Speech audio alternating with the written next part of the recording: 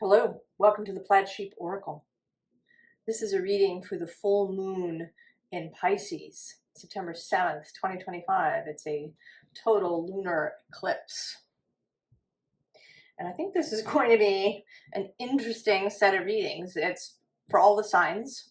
I'm going to go Aries through Pisces. I might do a collective at the end. I've got 3 oracle decks and then there's tarot decks. I've also chosen for each sign a card from the Wordless Oracle, which came out in a couple of readings recently and has seemed to me really connected to this eclipse space that we are already in.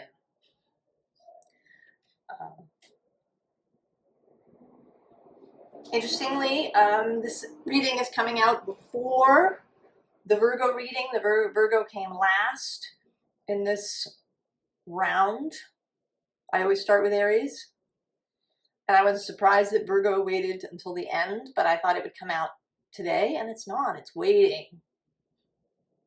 The Virgo reading is waiting for this full moon reading, and maybe even for the eclipse itself. I don't know. We'll see how it comes out. All right. We're going to start with Aries. And the card, the Wordless Oracle card, and I'm not going to talk about it, I'm just going to show it to you. For Aries, is that.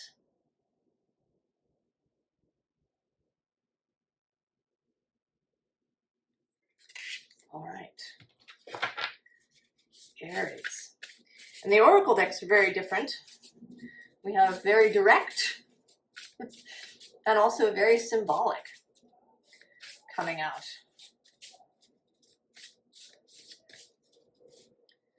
Aries.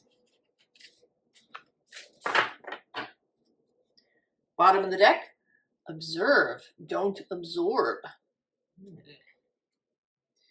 Probably good advice generally in our world of information saturation.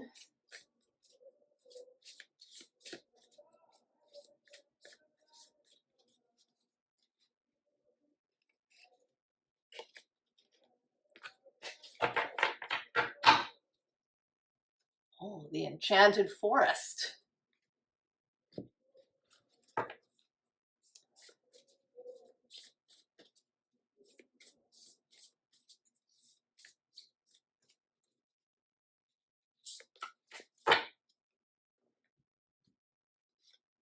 And the Rose Thread.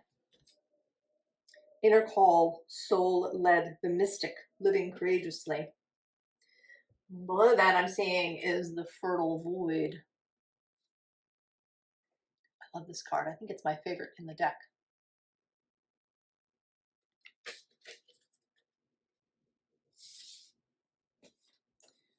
So we have, reconsider.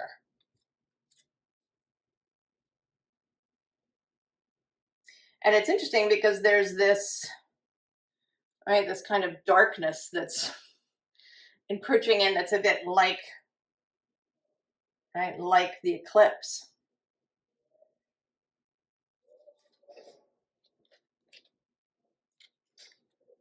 Nettle.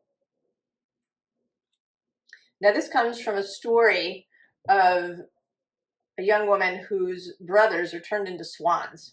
And she's told if she makes them all shirts out of nettle, that will break the spell. But she's not allowed to tell anybody about it. So she has to work this nettle, which makes her hands all red and swollen, in order to save them. Release the petals. Transformation, death and rebirth, shedding, all change. Well, you know, this seems very much like putting down whatever you've been carrying. It's a very 10 of Wands feeling thing. We'll see if that comes out.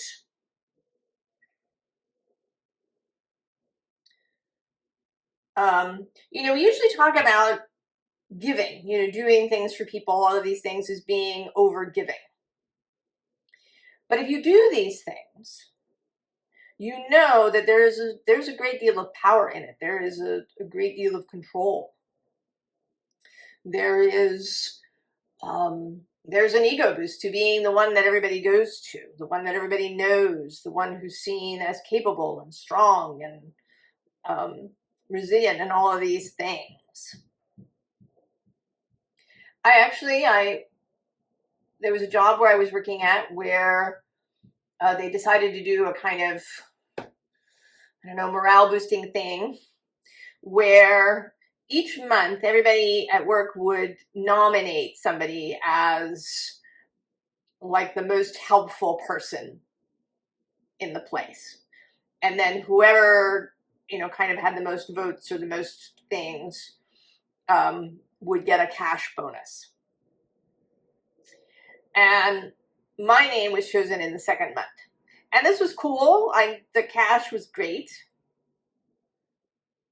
And there was this, right, this boost. But at the same time, I realized that a lot of the stress, a lot of the burdening was because of this, because people showed up and asked me for help.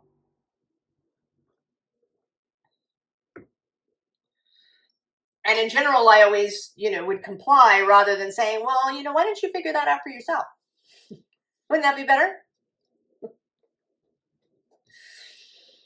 So there was, right, you know, yeah, I got the cash, but did I really want all the extra headaches that this came with? Was it worth it? And Aries is a sign that carries burdens. But it isn't always, you know, it's not an entirely altruistic thing. It gives you a lot of control. It means that things, you know, get done the way you want them. But there's this downside, right? Maybe the downside is that your hands are all red and swollen all the time, metaphorically speaking. And I think this is a distortion of Aries. I think this is a shadow aspect of, you know, a willingness to go first, a willingness to take risks. You know, in fact, an exuberance about that. And it seems to me that what's happening through this eclipse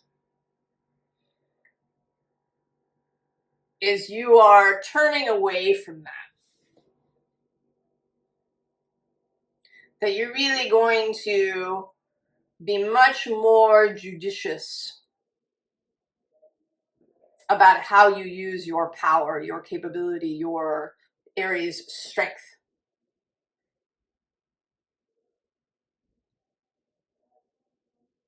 Right? With this releasing of the petals. There was also many, many years ago when I was first out of school and I had a job. I worked at this retail place and there were two managers. And one of them hoarded information because it was control. But the other one recognized that by hoarding information, it meant that people were always showing up and asking him stuff. He didn't get a moment's peace. So he didn't. He released information. He wanted everybody on the floor to be fully sovereign in their part of the job. I mean, yeah, there were some things, he was the manager, there were some things that were his. But he didn't want everybody else's stuff too. So observe. Don't absorb. And not necessarily, I mean, I think this is sort of, you know, in an empath way, but it can also be in a physical way, right? Like absorbing other people's tasks. Oh, that's interesting. It's the Thoth Tarot that wants to come out. I feel, you know, I only know Aleister Crowley a little bit. I've read a little bit of his stuff. But I have this instinctive idea that he was not somebody who took on other people's stuff. He had a very clear idea about what was his and what was not.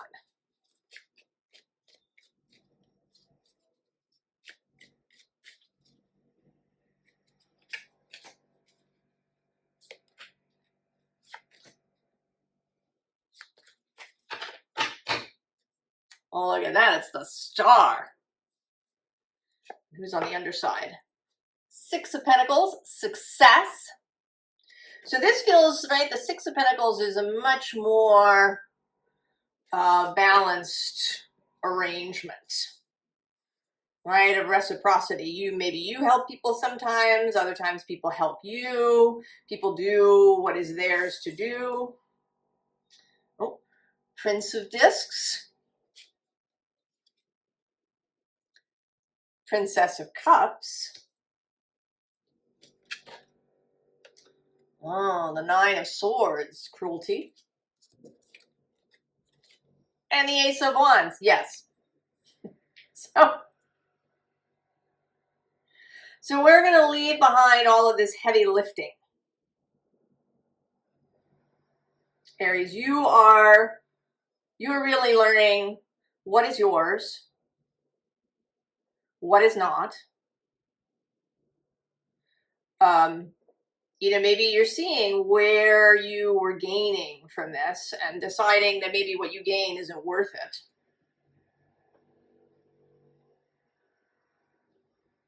You're really paying more attention to your, right, what is really yours. And that doesn't mean that you never, you know, that you never help people if they come to you, but that you're much more judicious, much more discerning, right? You're reconsidering how you do things. Because it may be that you know, that it's really causing this Nine of Swords within you, that you're taking on, by taking on other people's problems, you're also kind of taking on some of that anxiety that they have about it. And you might not even know it. I don't know, I have kind of a feeling that this Nine of Swords may be going unseen, like this darkness here, that you might not even be noticing, you know, how red your hands have gotten from working all the nettles. So this, right, this is a moment to choose something differently and to, right, to choose from this Princess of Cups energy. Right, the Prince of Discs is the Knight of Pentacles, a more Virgo-ish. He's a Virgo character, although here he's associated with Taurus. But that too, to make the laboring aspect. And you're letting that go and moving into a much lighter, more on the Fool child end of the Aries spectrum than perhaps the Emperor. Although the Emperor, when he's really in harmony with himself, isn't doing other people's stuff.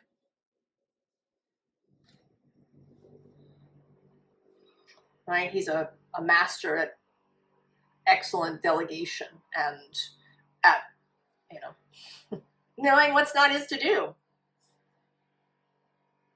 Right? Head chef chopping lettuce. Doesn't work. Oh, Aries.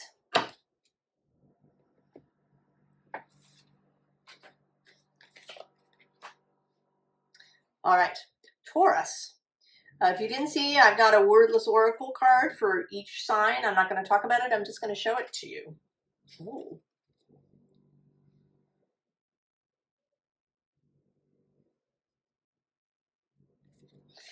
All right. Taurus.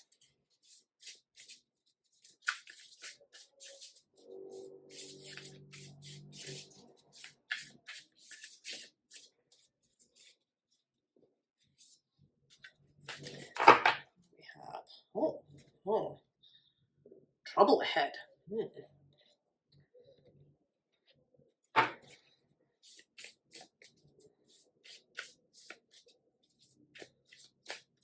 Now, is that really real? Or is that perceived?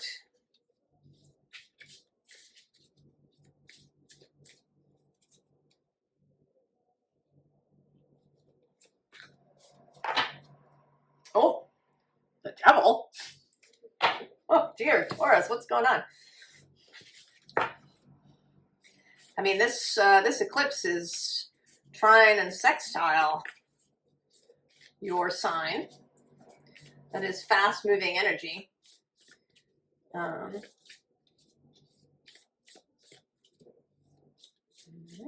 maybe something is being cleared out, perhaps.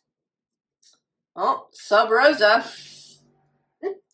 Hidden in plain sight, mysteries, learning, and teaching. Yeah. Get back to the body. Shape-shifting. Oh. And the wild rose. Oh, Taurus. Do it your way. Embrace your uniqueness. Untamed.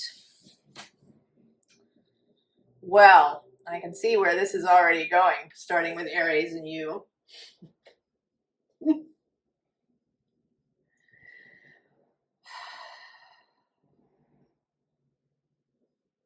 You know, wildness, the idea of being untamed is not about, you know, crazy behavior necessarily. It's about choosing what is right rather than what is expected or what is standard or what is custom in a given space.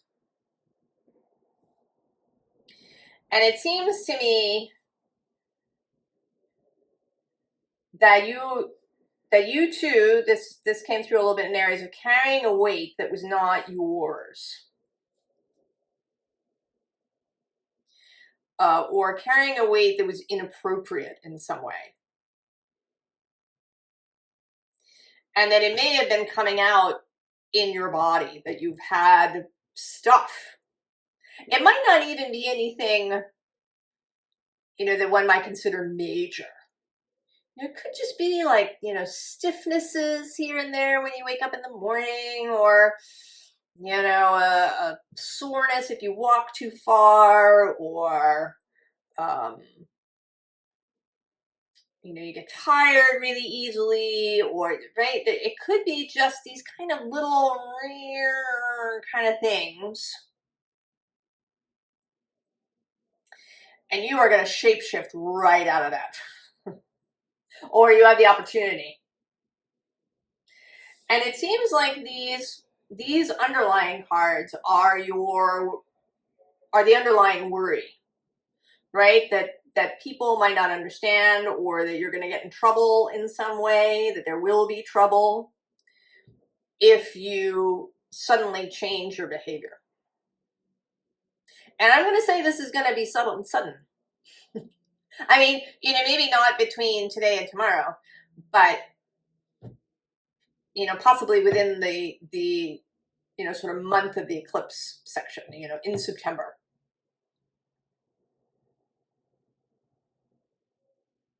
That when we reach that second Virgo new moon on September 21st, that you will have changed. And you may be thinking that, right, there'll be trouble ahead, there's this devil, you know, this sub rosa, the idea of maybe, you know, really trying to do it in secret a little bit, you know, that your impulse is to do it gradually. Maybe you're concerned about some person in particular who's going to be weirded out when you start doing things differently.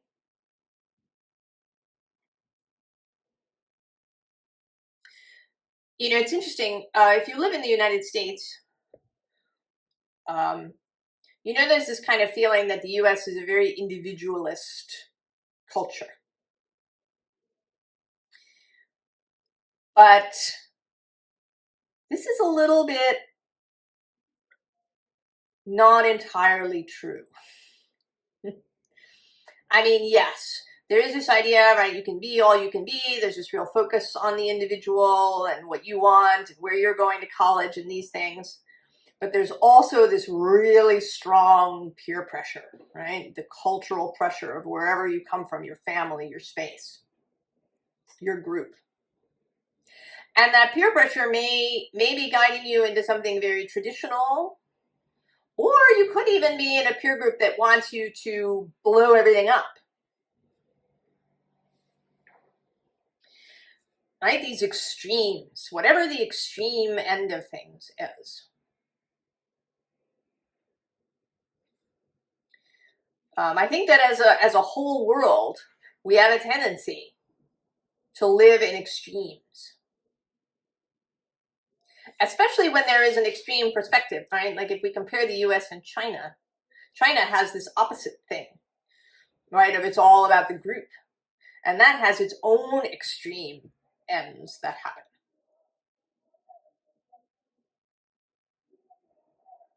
I think we live in this space currently where there is this sense of extremes. And you're not really about that. You're really not. And you're going to shapeshift right out of it. You know, whatever you've been, you know, maybe if you've been an oxen yoked to the plow, and that's been your feeling, or maybe it's the reverse. Maybe you've been like a bucking bronco, and you are just going to shift right out of that into what is right for you. And the more that you are right with yourself, the more you create harmony around you.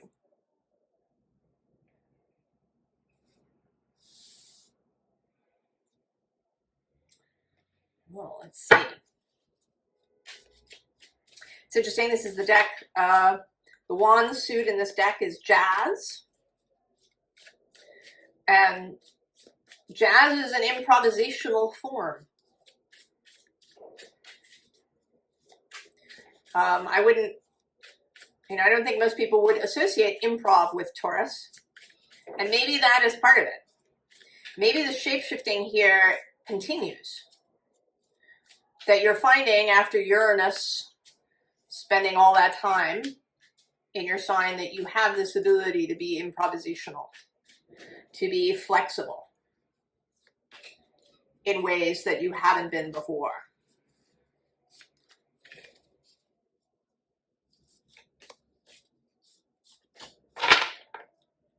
Oh yeah, the Eon. Judgment. Who's on the underside? The Sun.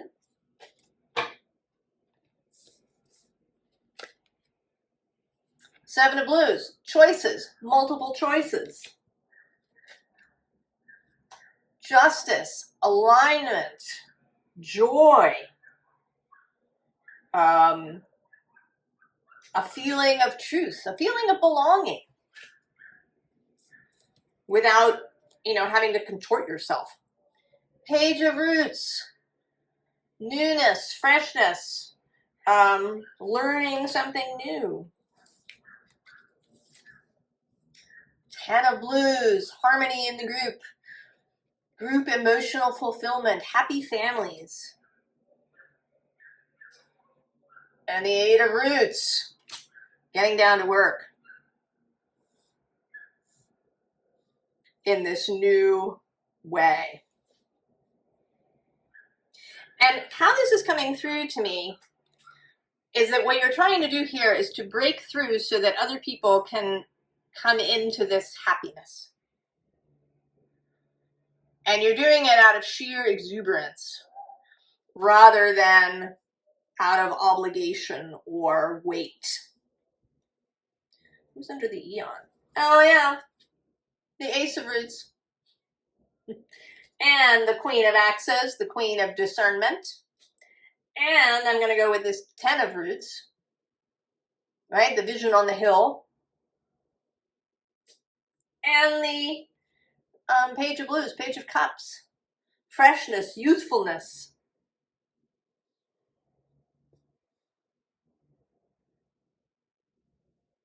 Shifting gears, Taurus.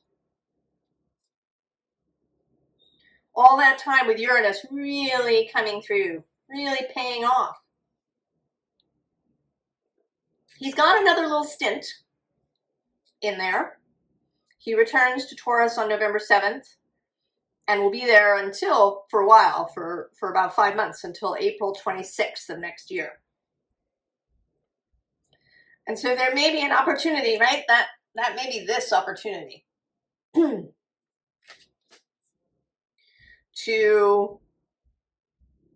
for any, any final breakthroughs, any final, places where there might be holding to happen. Or community, the ability to communicate this energy to other people after Uranus's time in Gemini. And he's still going to be in communication with Saturn and Neptune, who will be in Pisces for some of that time, and Pluto in Aquarius. Taurus.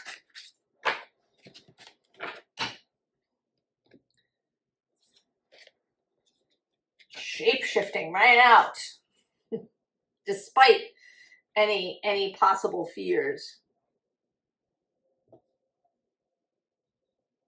Gemini. If you did not watch the intro, I have chosen a wordless oracle card for everybody. I'm not going to talk about it. I'm just going to show it to you.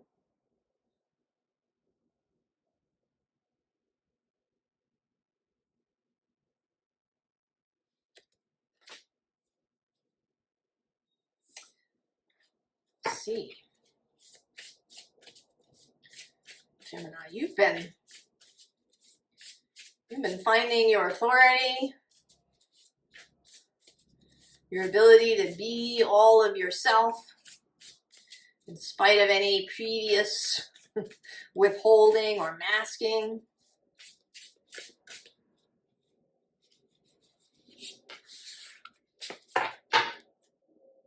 Oh, watch your words.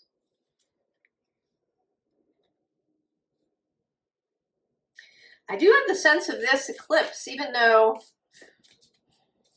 Virgo is an earth sign, and I don't think of Pisces as stormy, but there's a volatile feeling.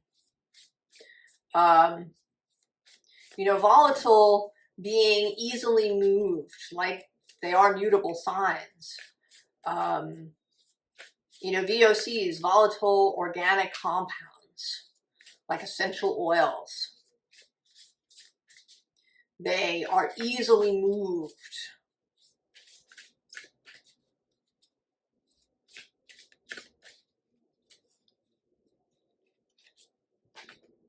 And you too are a mutable sign, Gemini. Oh, the devil coming out again.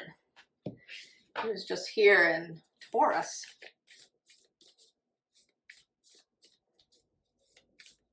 Let's see if he's, in Taurus's case, it was a little bit of fear underneath of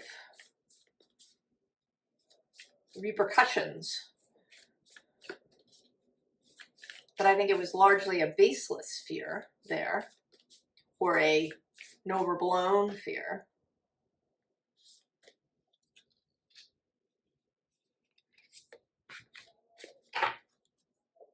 Oh, this too, the wild rose for Taurus, but it came out here.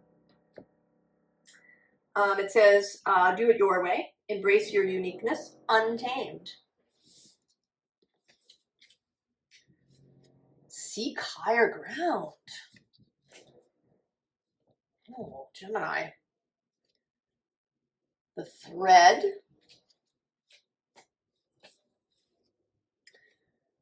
Codes of seeds.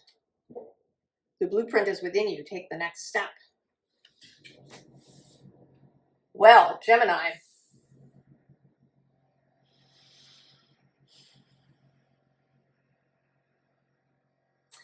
I want to say that if you've been waiting on something,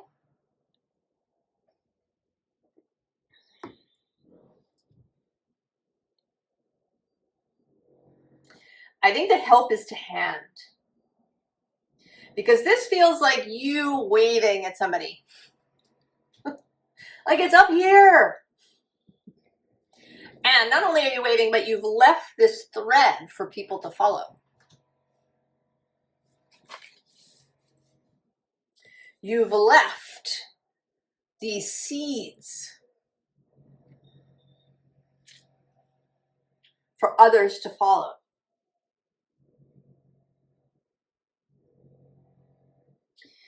And maybe, maybe your fear here is that no one will come.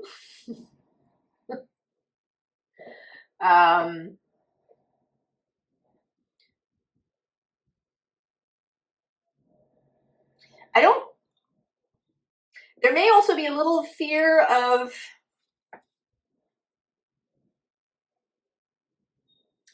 right with this watch your words, that you're being really, really careful how you say things.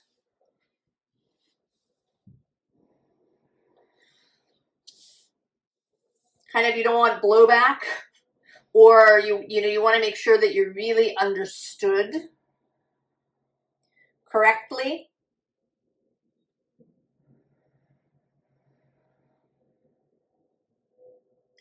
But I think that you don't have to be really hyper vigilant about it, Gemini. Now let's see what the tarot wants to say about that.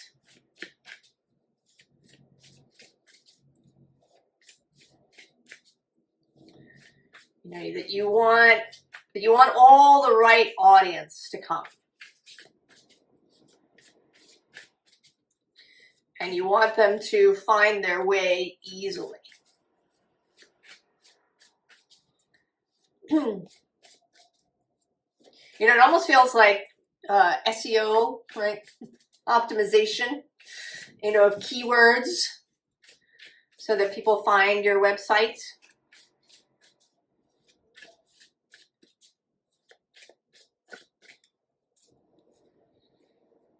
But I have the sense that maybe it's not entirely about that. That's important, that you are being clear.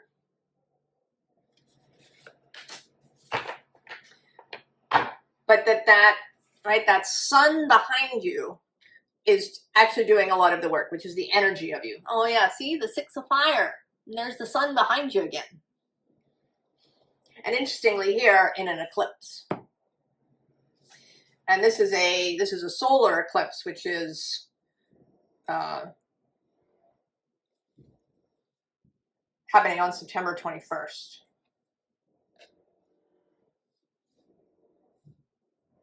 Now Virgo is kind of your sibling sign, also guided by Mercury. 7 of air, like the possibility of miscommunication.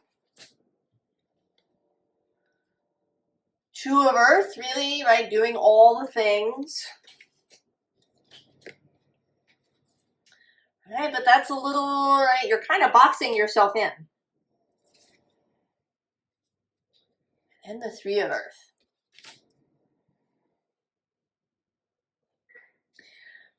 I want to say that if you're too careful about what you say and how you say, that it's going to be really obscure. It loses its power. It becomes watered down.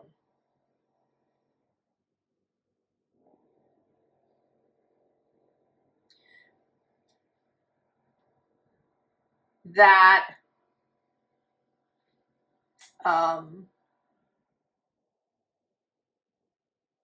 that you are, your energy, your intention is already going to be guiding these other people who want to work with you to you. You know, yes, be clear, but, you know, we don't need a lot of disclaimers or, you know, it's this, but of course, if it's this, right? You know what I'm talking about. Should I look at the bottom? Oh, it's the Page of Water, the Page of Cups. Again, that innocence right here next to the Devil. So rather than making the assumption that if you're very honest but clear, that there's going to be, you know, some kind of objection or the wrong people will show up, to live more in innocence, to believe that your audience, your people are already on their way.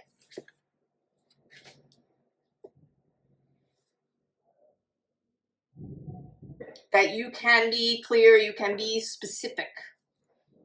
You know, if you're writing a book, that you're not trying to write it for everybody who might come. You cannot ever please everybody. But your sun is already shining brightly.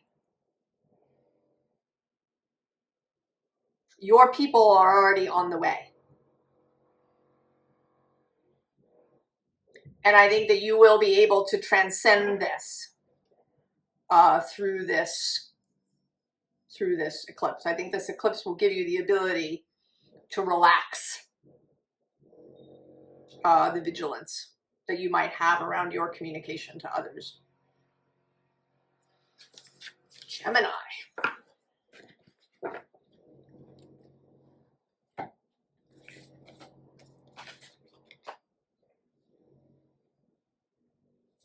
Cancer. If you didn't see the intro, I've pulled a Wordless Oracle card for everybody. I'm going to show it to you, but I'm not going to talk about it. There you are, Cancer.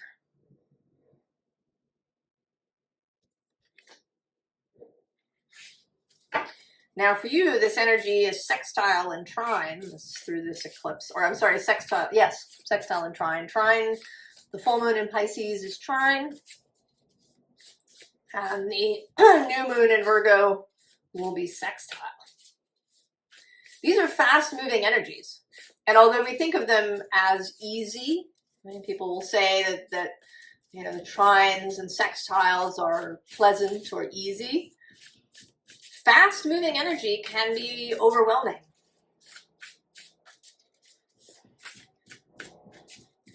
It can be, you know, it can feel like a lot.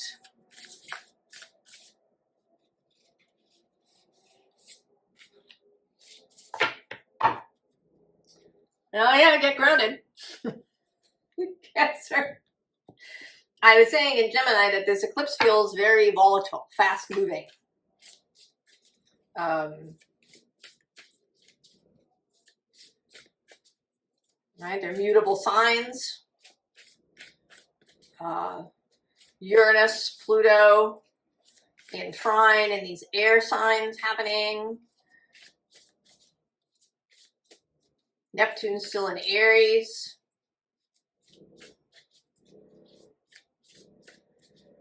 Jupiter is in your sign in Cancer. So there's a real connection for you, right? The moon and Jupiter are mutually receptive during this first eclipse. The Tower, but this is not the tarot tower. This is Rapunzel's tower. This is a tower to get out of.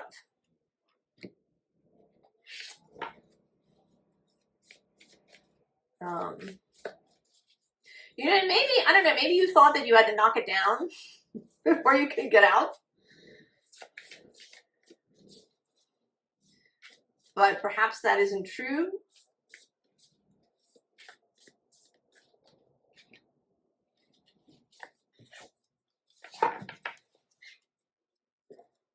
Mother Rose, that's very Cancer. Returning to each other, compassion, humanity. Well, that's lovely. New beginnings.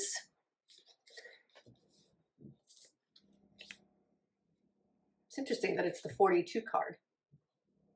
That is the answer to the ultimate question. The life, the universe, and everything. Snake. And held. Sureness of the soil, unseen help, support, community. All right, Cancer. This does feel like there's going to be something volatile happening. There may be some answer to some question that you've had is going to appear. That the way out will suddenly be shown to you in a really obvious way. And it might feel overwhelming. Snakes are an animal that have a whole variety of associations, good and bad, or I should say beneficial and difficult. Or I guess it's all beneficial. Tricksy or magical and mystical. I'm wondering now if perhaps the Hanged Man or some other card of perspective is going to come out. I actually watched a video this morning about the orbit of the moon and orbits in general. And that how it's orbiting, who's orbiting what, is kind of a tricksy question and depends a little bit on perspective and where you're standing and how you see it.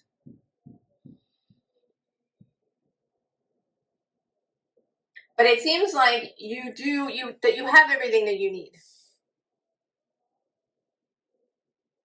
You absolutely have the capacity to get grounded. You are held by source, by your own soul, by the people that love you. You have your own strength, your own energy to hold yourself. Whenever this solution comes in, and it may also be, because it is this tower and this snake, it could be that the solution, the opening, looks a little weird, looks a little suspect, doesn't come in the form that you expected. Maybe also comes suddenly, like a snake striking.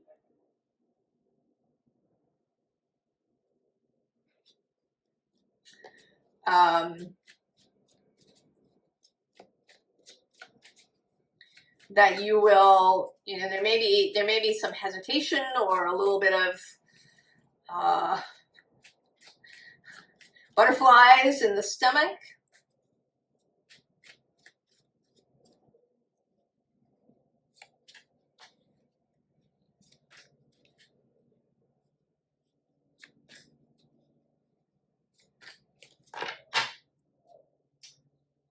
Four of Discs, power and stability. Who's on the bottom?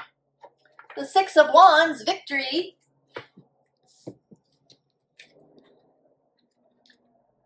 Success. Six of Discs. The Nine of Discs. That's a Virgo energy in this deck. And there he is. I knew it. The Hanged Man. And 4, completion. Cancer, you so have this. Whatever it is, what's under the 4? Oh, there's the Prince of Discs too. Some Taurus energy here. I mean, you've got power, victory, success, completion. With the 4 of Wands, right? The new structure all ready to go.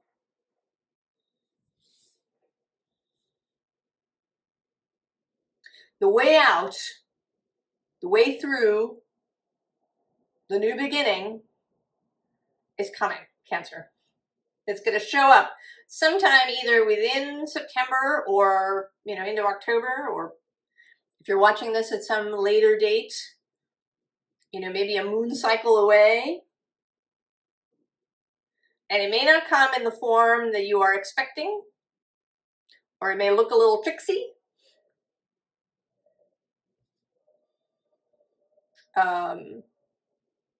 You know, there's also this sense of skin shedding that you may be required to do as you go, right? To come out of the skin of this tower. Oh yeah, see, under that we have dismemberment, which may be what you're fearing.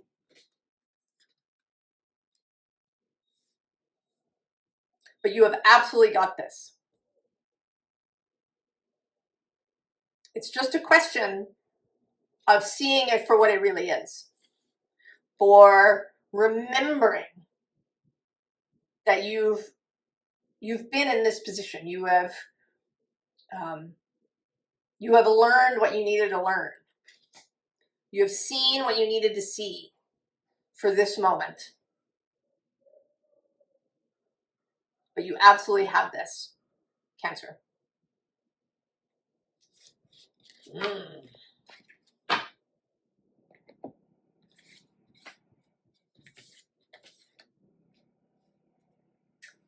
Leo. So I picked out a Wordless Oracle card for each sign. I'm going to show it to you, but I'm not going to talk about it. There it is, Leo.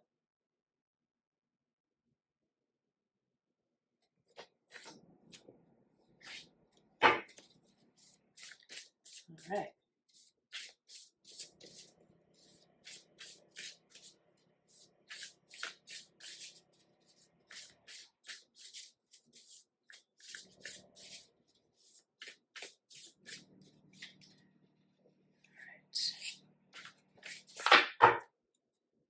Well, connect with your divine teachers.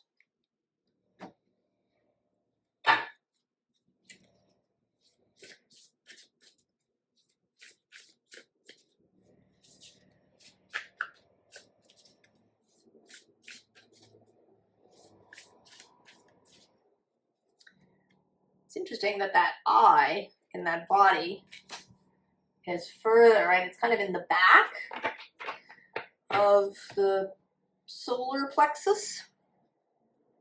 Oh, shape-shifting. Taurus had that in this position.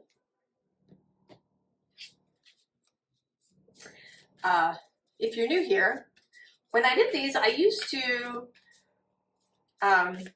pre-select all the cards for the signs.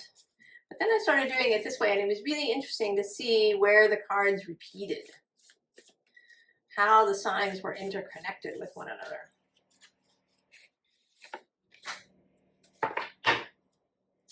Oh, the thorn. Protection, boundaries, clear communication.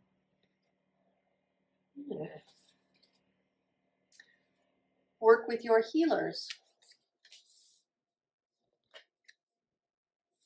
Oh, the key. Healing the mother line. Healing, ancestral work, mother line, growing up. Oh, Leo.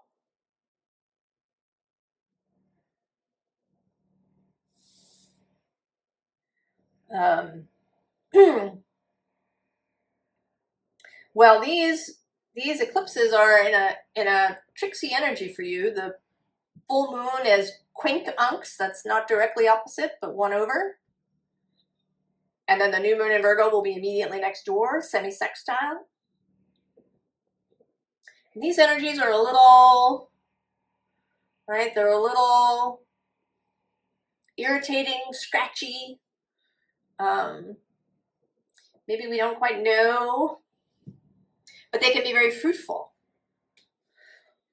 Because that itchiness can make you look at things that you haven't looked at.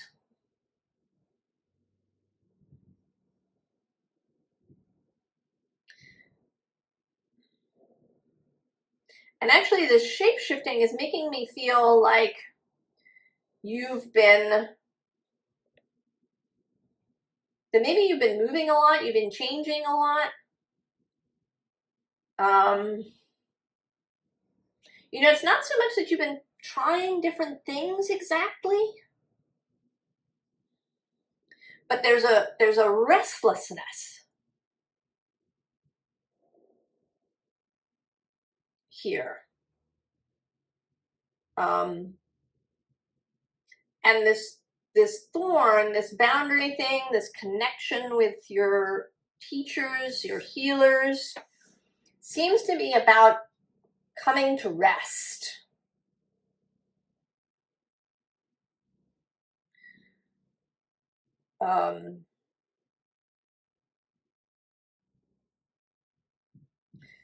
You know, being able to use the key.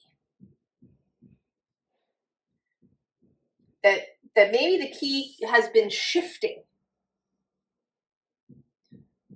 That your key has been shape-shifting so much that you haven't been able to use it.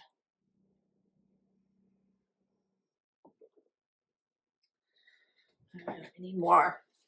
I need more.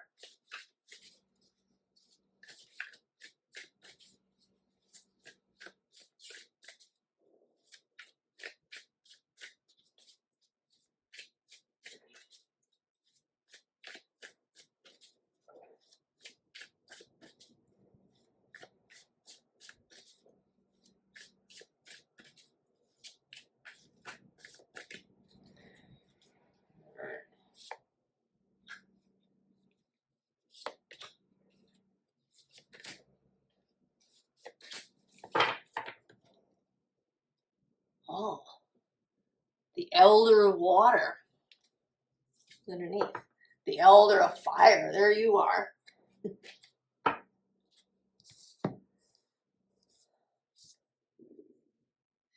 You know, it almost seems, Leo, you are a fixed sign.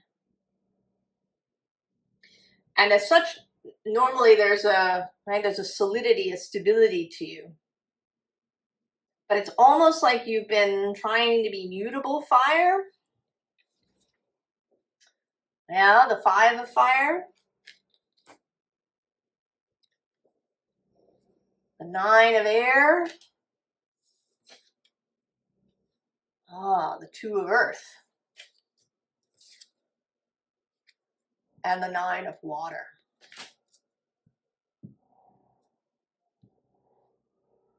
So it seems like you have been, I don't know, you've been agitated, you've been trying different things, looking in different directions, feeling like you can't settle, feeling restless, feeling, you know, maybe you don't know where to turn.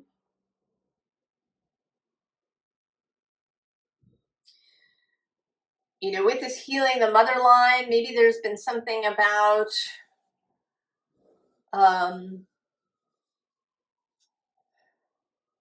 being in conflict with parents or with parental energies or ideas.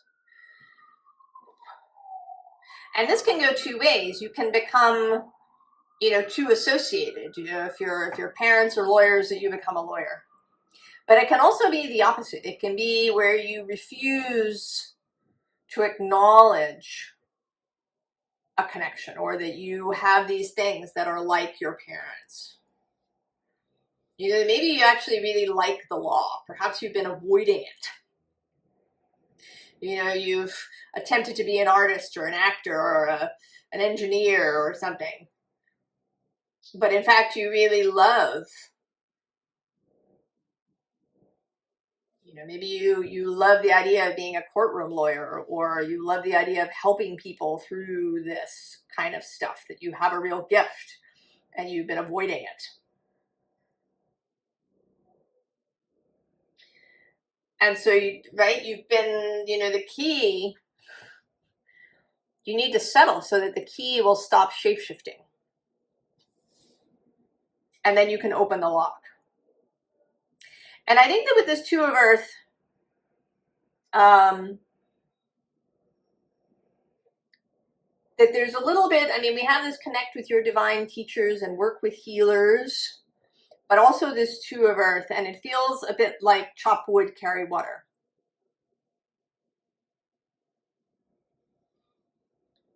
To settle, to, you know, be at peace for a bit.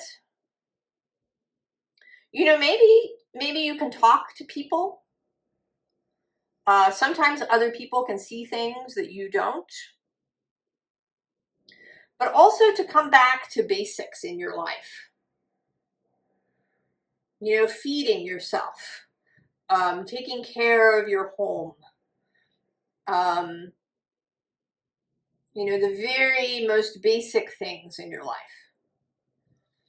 And then finding that internal space, that 9 of water space, where you feel at ease.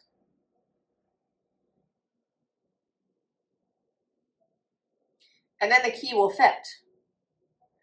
And the next step will be more visible to you. I mean, this is clearly a process. We're going to see where this comes out on the other side when we do the new moon in Virgo in September, where this comes out for you. But that for the moment, there's no action to take now, Leo.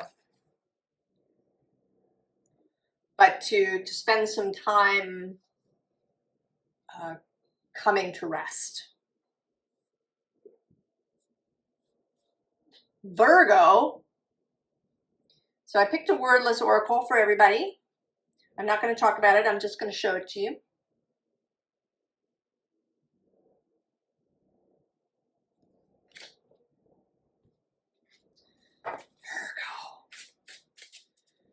Your space. I was saying in the intro, if you didn't watch it, that I thought that the full Virgo reading would come out, that's what I would be reading today for tomorrow, and then the full moon. But it does not turn out that way. It seems you want to wait. That the Virgo energy wants to wait for this reading to come out. Maybe even for the eclipse to be occurring, and maybe today is Thursday. I don't know what will happen between now and Sunday, when maybe it will be on Sunday that I do your reading for Monday. We'll see. You are specific, Virgo. Be generous.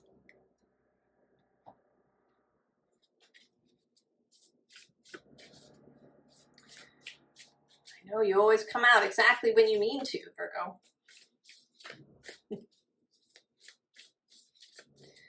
Like Gandalf. Never early, never late.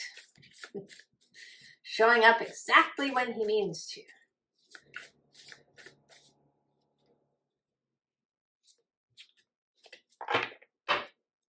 Oh, the devil for the 3rd time.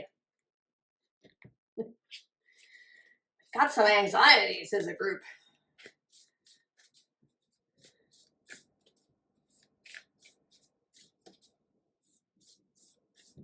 Although now he's sort of giving me this little trickster vibe as I'm looking at him. Oh, the wastelands. Sustainability, slow down, tend to your garden. Virgo. Oh, seek higher ground. Gemini, your sibling sign, had that. Snake. That was in Cancers. Healing the mother line. That was just in Leos. Virgo.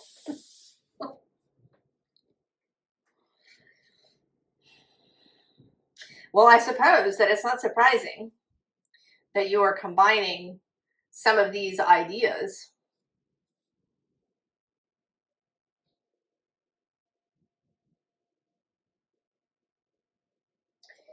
You know, and this is seeming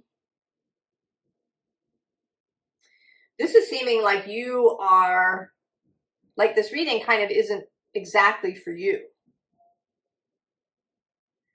That you are the one who is going to go and do things.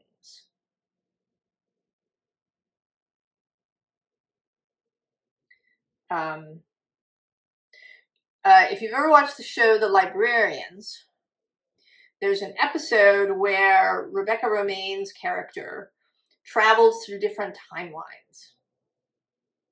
And she is the only one who knows that she's traveling through and who retains a full memory of what occurred when the whole thing is over. And that's kind of what this is feeling like for you. You know that you are in the eye of the storm, that you are the one who sees what's happening.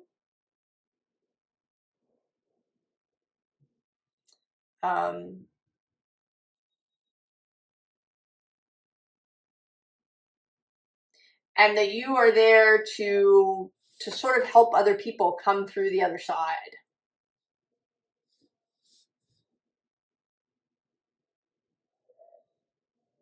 And you might not always look the way people expect you to look.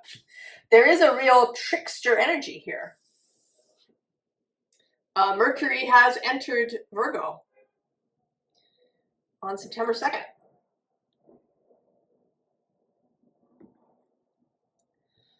Mercury does have a trickster aspect. That energy is there within you.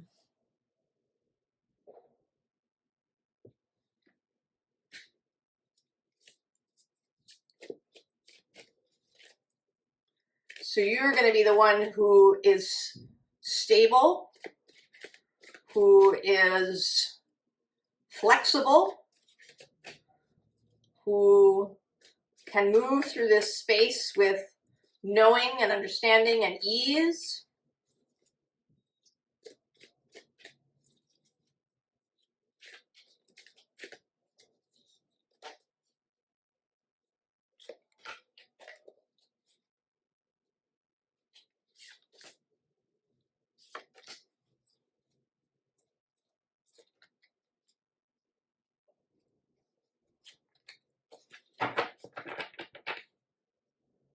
Oh yeah, see?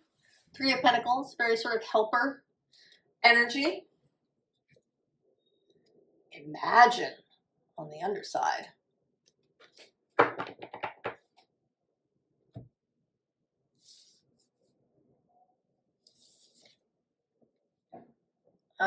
Three of Wands. Waiting. Ding. Relic.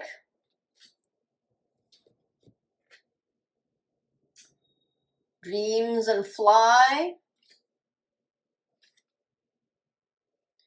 Humility. And the Four of Swords. Oh, Virgo. You know, it's like you are the sentinel at the watchtower.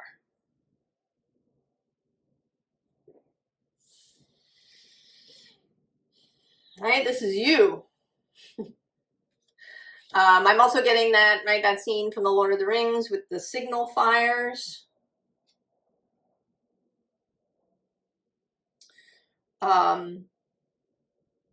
There's a sense, you know, of the sentinel in the watchtower, of the one who waits, the one who's going to wake everybody else up when the time comes, right? That's a theme you have often in both fairy tales as well as in sci-fi shows, right? There's a generational ship where everybody's in stasis except there's one person, or there's one person who's made to wake up first and then who will wake everybody else.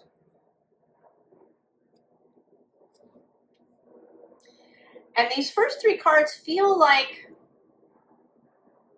different possibilities of waiting, right? This one feels like waiting for the ship to come in.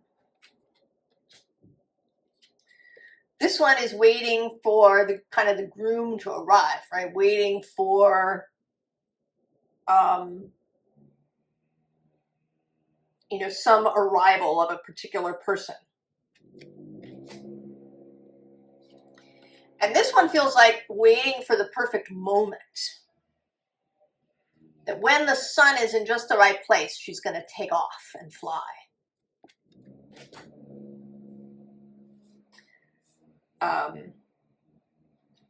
And this humility aspect is you knowing yourself as this guardian, as this awakener. You know, that you don't have an idea of yourself as a monarch or, right? You are, you know, you're kind of one of everybody else. You've just been given this task because you're so fitted for it. And there's this Four of Swords, right? Everybody else who's asleep that you are going to waken. Can I have one more card?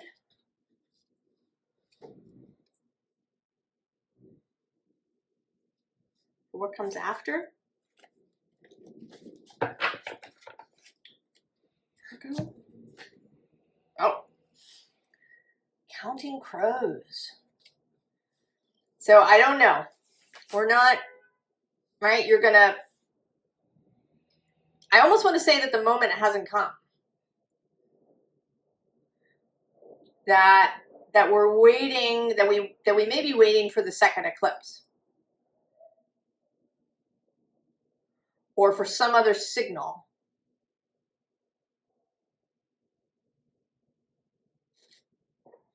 For this full, for you to awaken the others. And they may not be, right, all the others.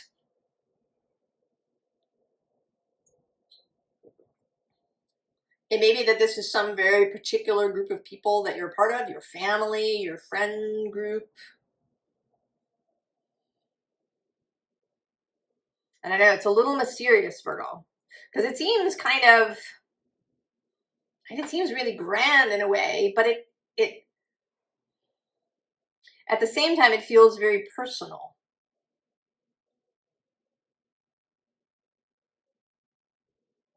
But that we haven't reached the moment yet. You are still, you're in the tower.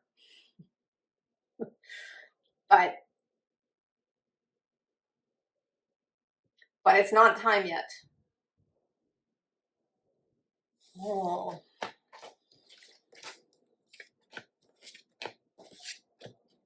I don't know, Virgo.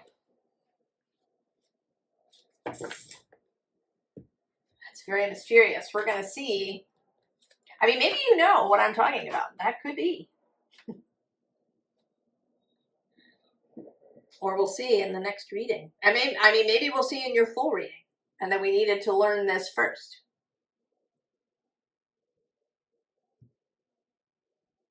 Libra. Everybody gets a wordless oracle. I'm not going to talk about it. I'm just going to show it to you. Ooh.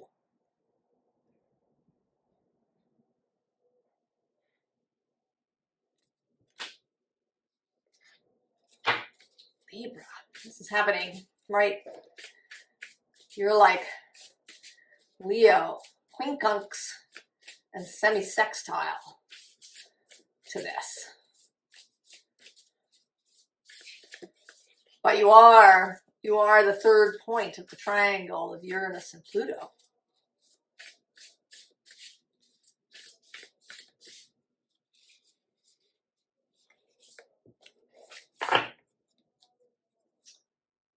Reconsider.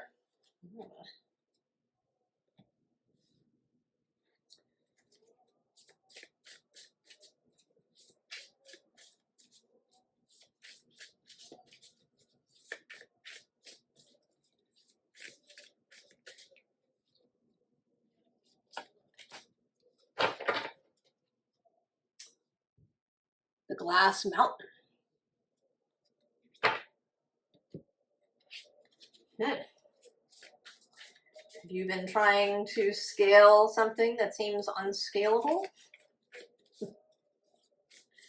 Maybe we're reconsidering that.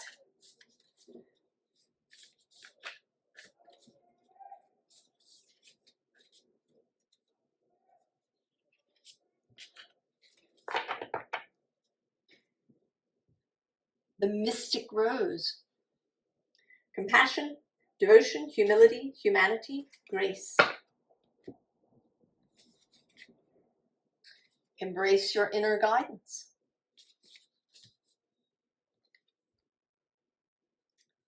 Sleeping. And the reunion. Soul recognition, collaboration, partnership, friendship.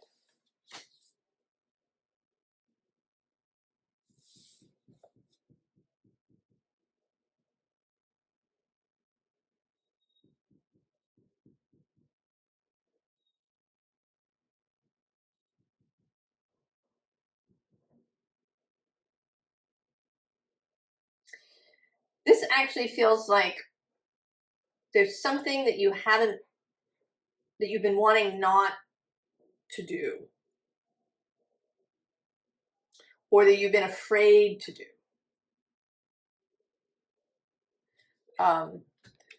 You know, the sleeping seems like hitting the snooze button a bunch of times. I don't want to go do it. It's too early. Maybe it seems like the glass mountain. Maybe it seems like this darkness that you've continually faced in this direction, and you're being asked to turn into what looks like darkness.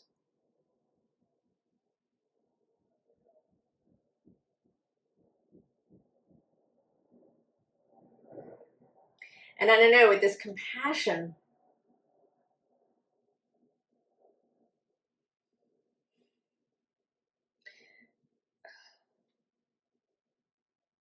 I want to say that what you don't want to do is to forgive.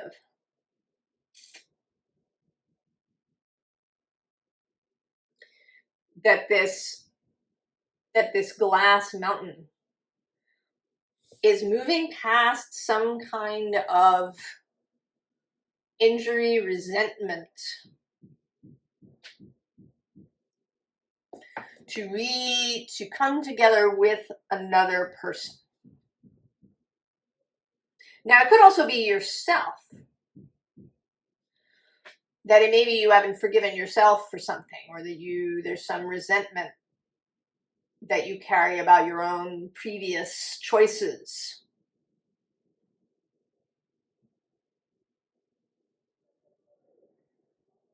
But it may also be another person.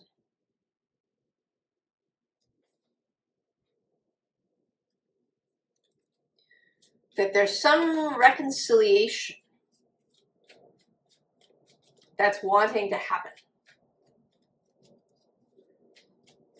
That you're being asked to give grace, either to your earlier self that made whatever choices you resent, or to this other person.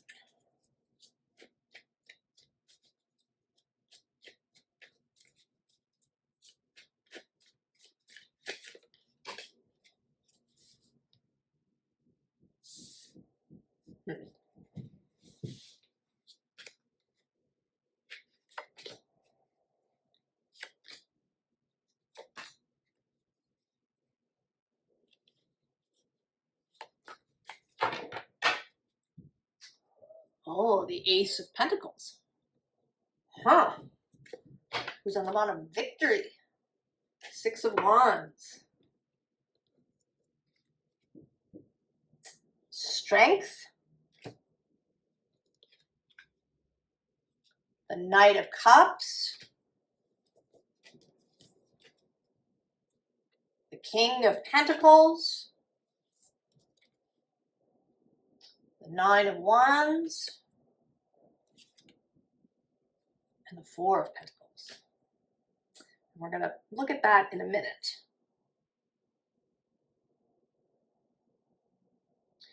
So there's this King of Pentacles, he's like a stop sign. There is some stubbornness happening here. There's some digging in. The new reality wants to happen. Oh, look, and there's the Two of Cups right under it.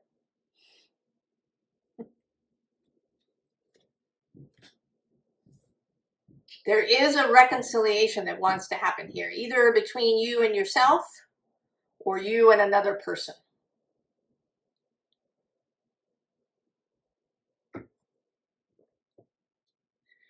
And that in that reconciliation, there will be enormous strength and the ability to reach for the grail, to reach for the cup.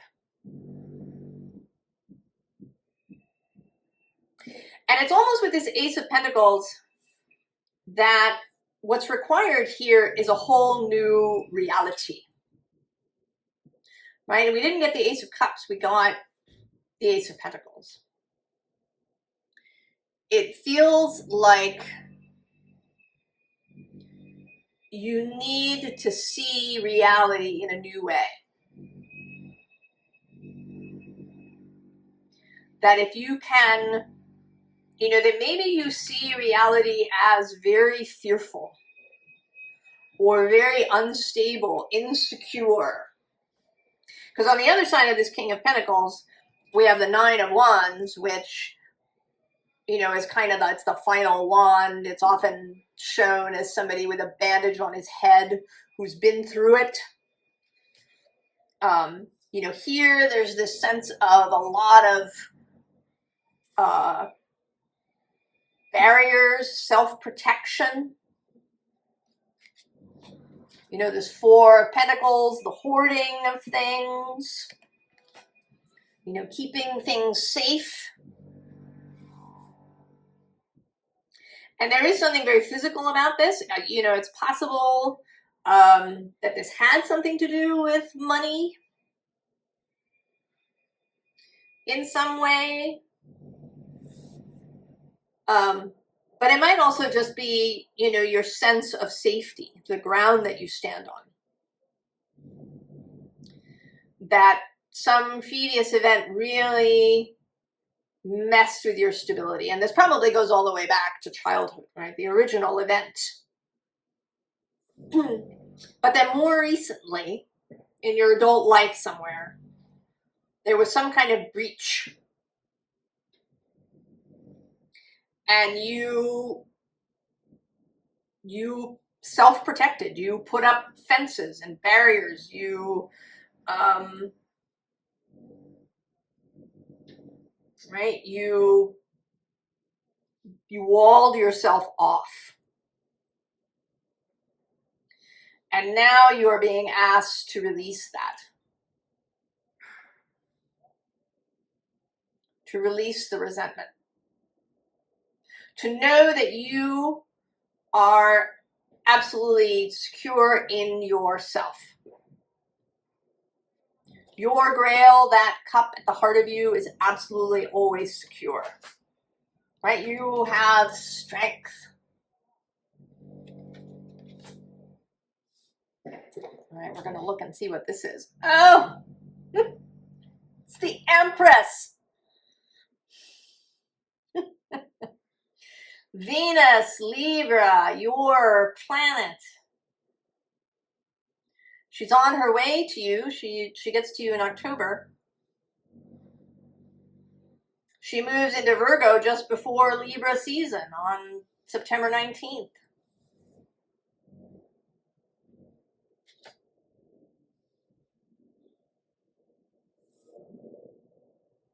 So this whole, I think that you are being asked to do this resentment releasing prior to her return to your sign. That when Venus returns to your sign, we want all systems go.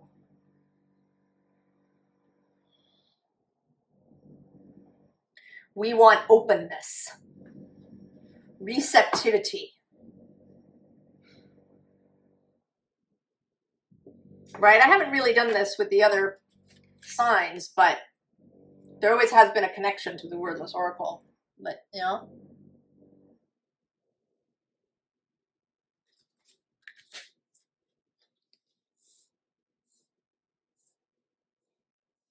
right? Allow yourself to unclench.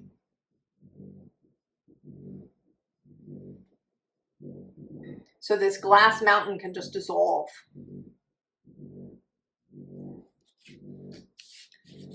Libra. Inner strength. You have all that you need.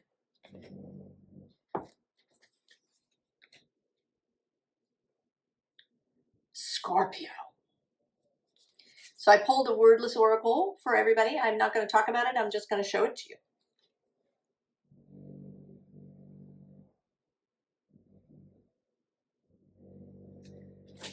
All right. Well, you are trying this Pisces full moon, and then sextile the Virgo new moon. This is fast moving energy. Feels very volatile, this whole eclipse.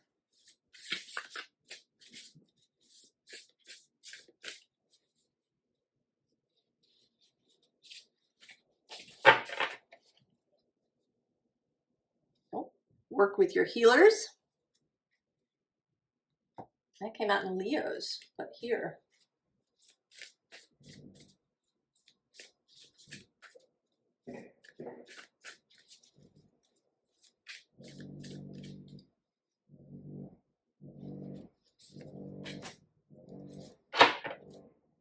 Oh, nettle. That came out for Aries here.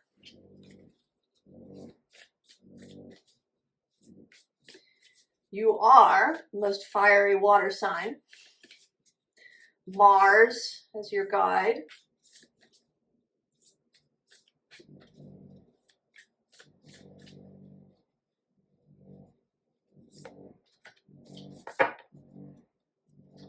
Rapture.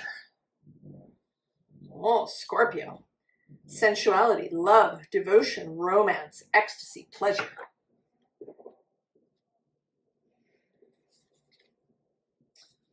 Live and learn.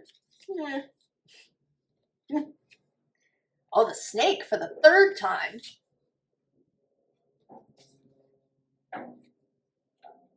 Morning dew. Clarity, a fresh start, a positive outlook.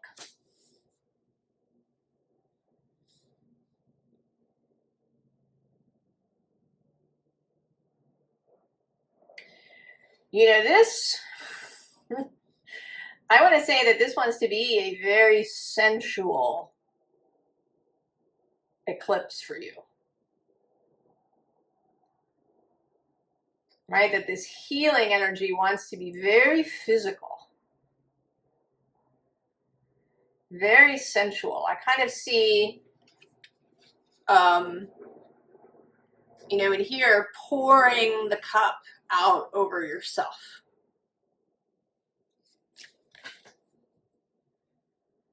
Right? This sensual, sexual feeling of the snake.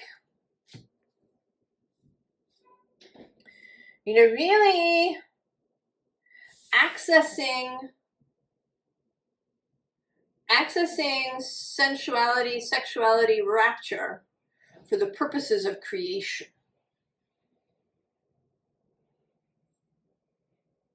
I mean, even the nettle. In this story, the heroine makes shirts out of nettle. And, you know, your hands would be, you know, all swollen up from the formic acid of the nettles. But there can be something, right, about pain even. You know, not suffering, but if you've ever had a tattoo, you might know what I'm talking about. that there is pain, but that there's also pleasure in that.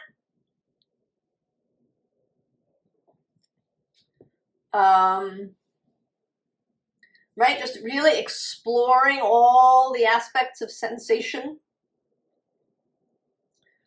That if something is beyond your usual boundary, it may feel painful, but then when you reach that boundary, then it becomes pleasure. So increasing your capacity for high sensation of various kinds. Really exploring rapture, ecstasy of all kinds.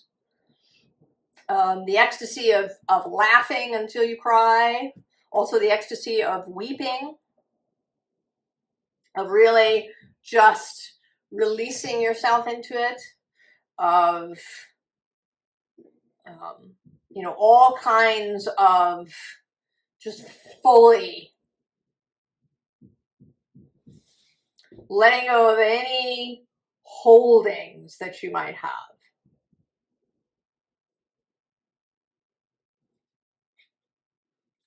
Scorpio.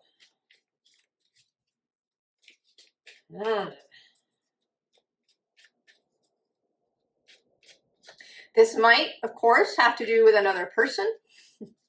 If you have a romantic partner, or maybe you're about to meet one, and you will, you know, have an experience with that person that will be, you know, beyond what you have experienced before. You know, both sexually and just otherwise, you know, emotional experience too.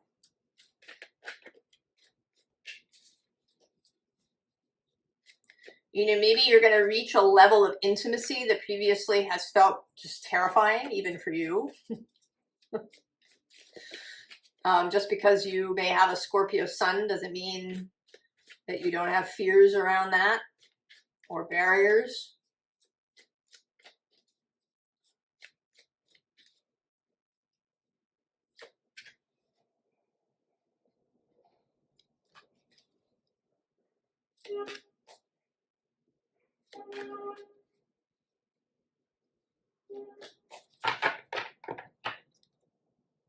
Oh, the Hierophant. Oh, and the devil on the bottom. Oh yeah, Scorpio. The exploration of taboo things too. And they don't necessarily have to be societally taboo. They might just be your taboos.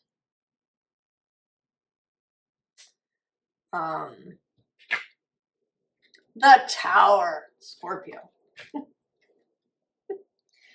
8 of Wands. Fast moving fire. Page of Pentacles. Maybe a little feeling of, am I ready for this? Strength. And the Empress. I wondered if she would come out.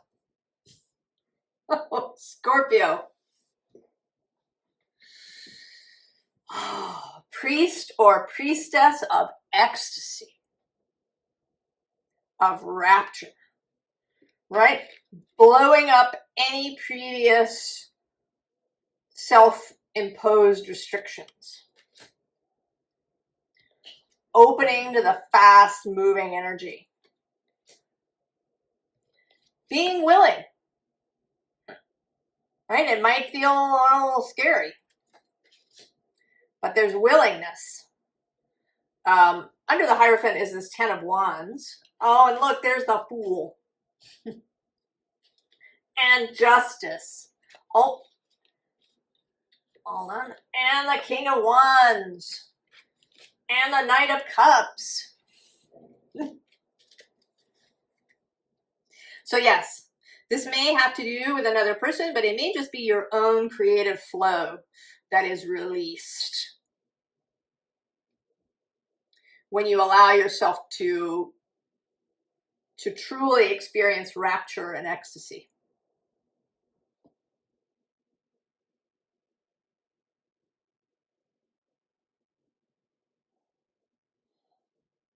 Right? And you have the Hierophant. This is masterful.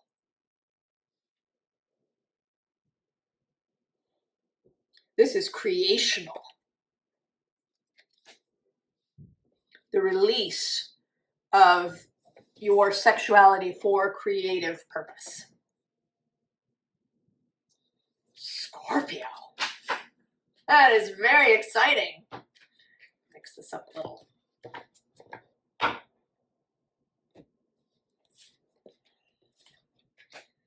I can't wait for the reading with the Virgo new moon. Maybe you'll have created something by then. Sagittarius. I chose a wordless oracle for everyone. I'm not going to talk about it.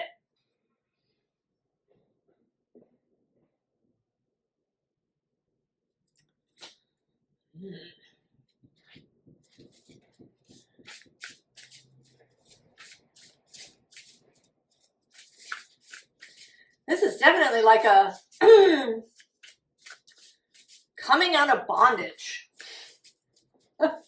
of various kinds is what this, you know, and it's largely self-imposed bondage.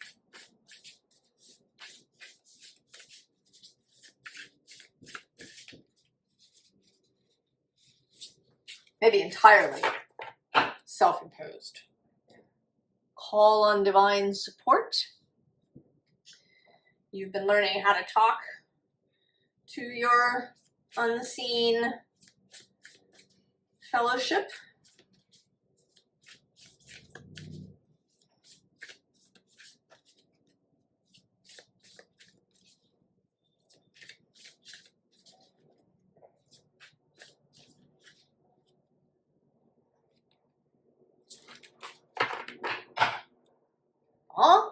Apprenticeship. We talked about you being initiated into the way, the new way.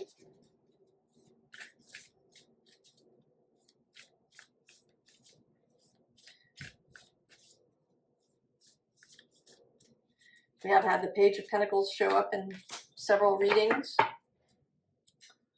Oh, Sub Rosa. Hidden in plain sight, mysteries, learning, and teaching. Instant feedback. Marrying. And the fertile void. Inner winter, rest, patience, potency, secret beginnings. Well, that goes with that Sub Rosa. Well, you know, this seems like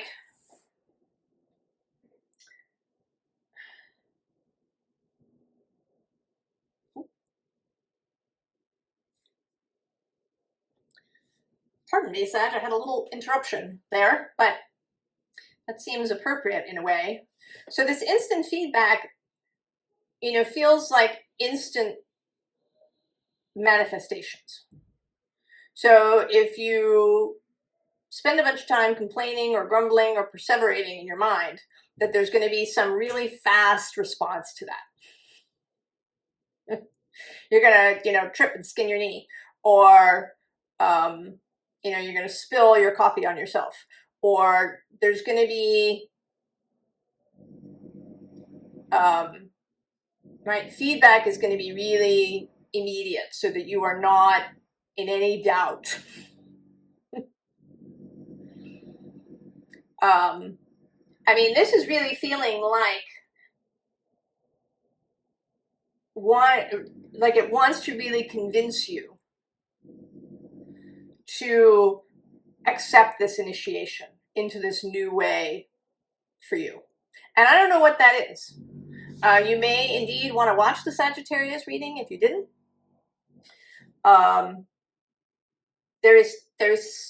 You are being called to change your modus operandi in the world, how you operate.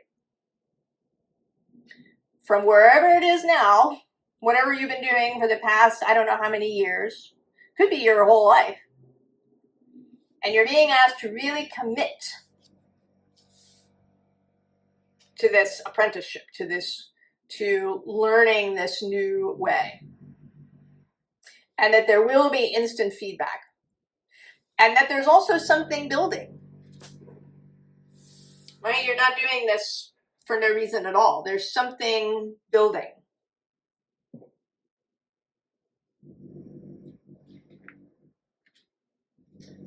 That wants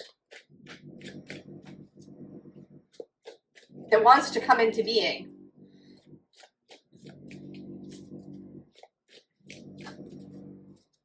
And you will need to be moving in this new way, whatever that is for you, in order for it to fully manifest itself.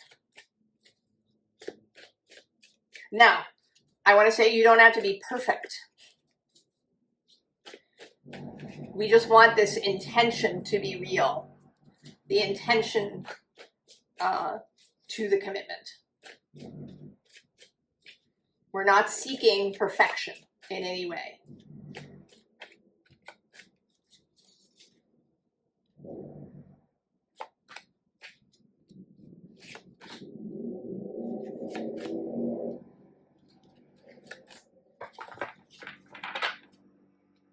Oh yeah, there's Imagine.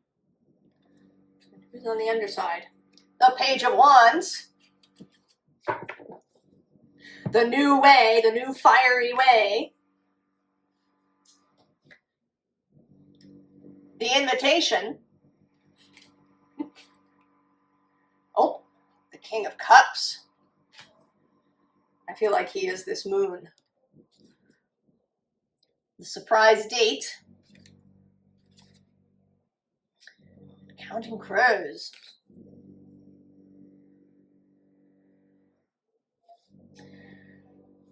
Sagittarius.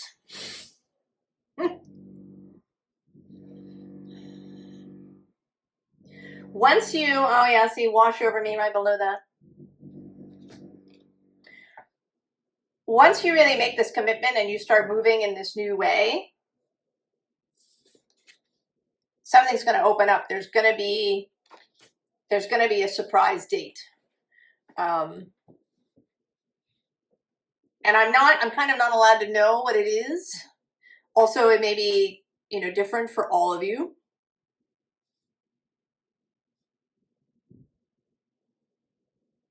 And I think it might be a little bit of really a surprise. I mean, you're already being invited to move in a way that you never considered.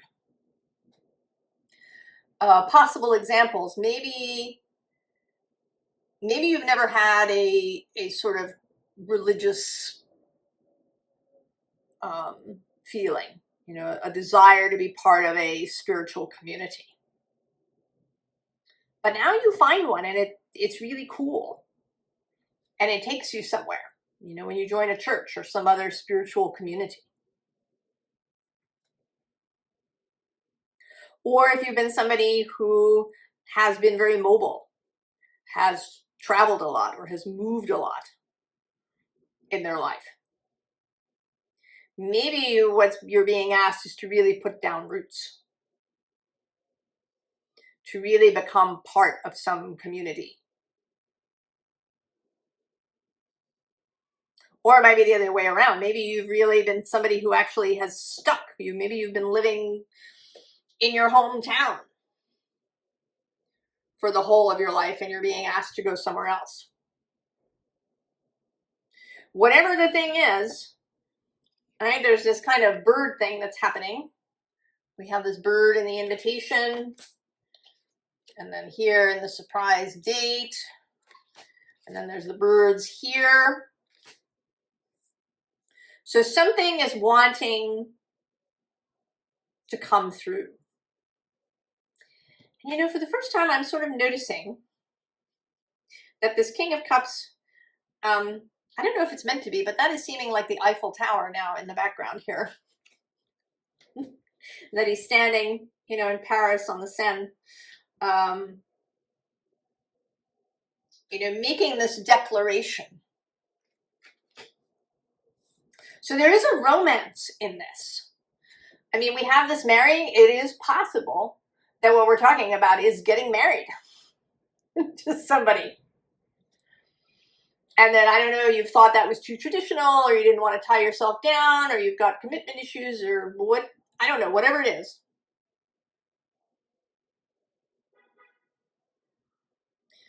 But you really commit to this thing, to this way, to this profession, to this mode of being.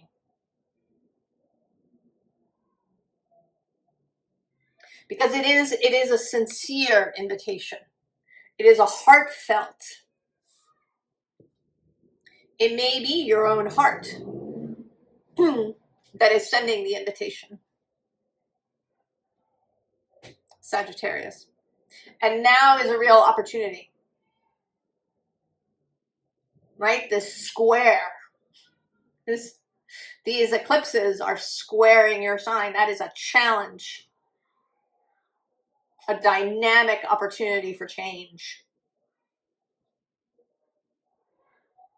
And I think you can totally do it, Sagittarius. You are ready to go. Ooh.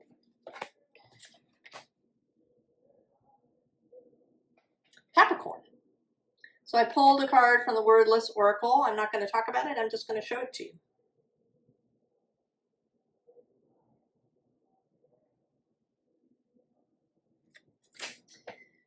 All right. Capricorn. Well, like the other earth signs, this is sextile and trine. This first full moon in Pisces, sextile. A working relationship. Partnership kind of energy.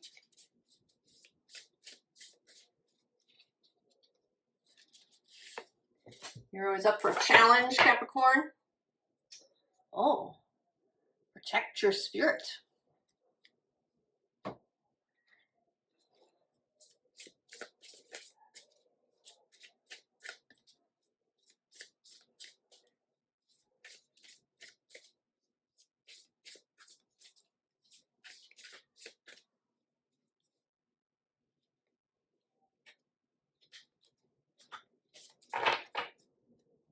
Oh, witch. That's exciting.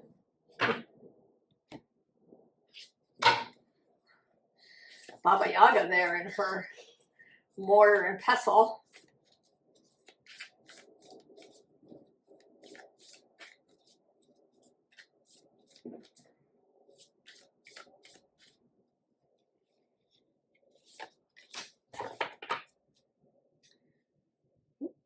Healing is happening.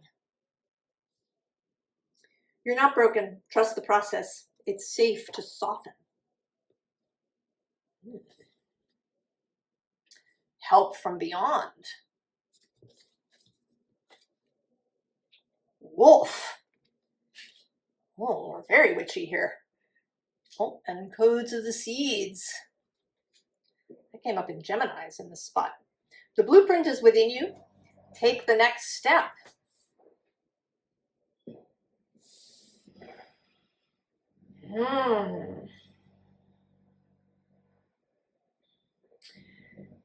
You know, this is seeming like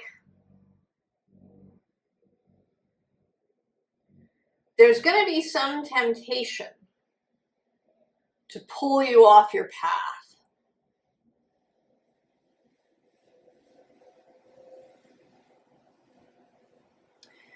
That, I know that there's going to be some challenge to your commitment in some way.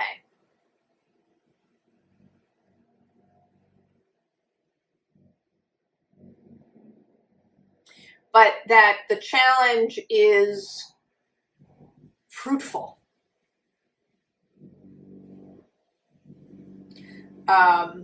You know, Baba Yaga, right, in the Vasilisa stories, she gives challenges to Vasilisa, who then grows through those challenges.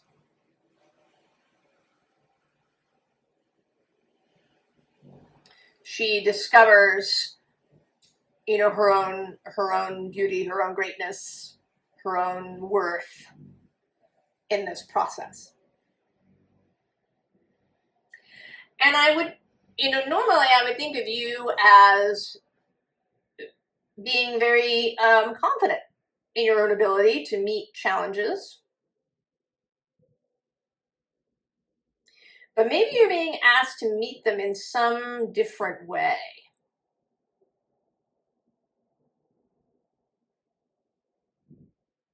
You know, that in the past you might have fought the wolf. You know, brandished a, you know, a flaming torch to get the wolf to leave, or, you know, pulled out your sword or something of that sort. But there's something about this healing is happening. You know, this card with the really big heart. Below that actually is let your higher self lead. And this help from beyond. I think you're being asked to meet challenges in a softer way. Right? Healing is happening. It's safe to soften.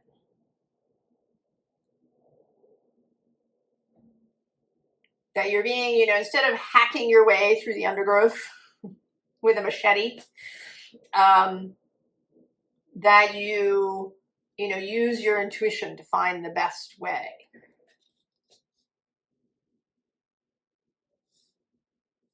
That some sort of seed is cracking open inside of you.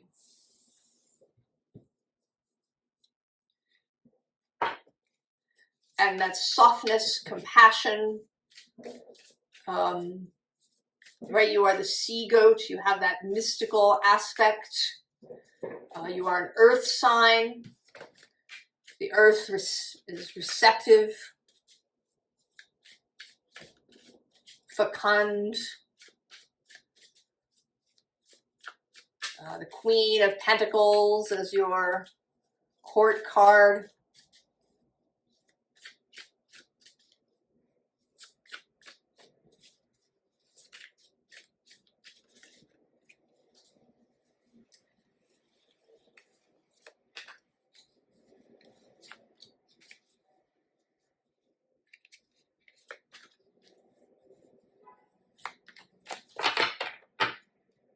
And there she is, the Empress.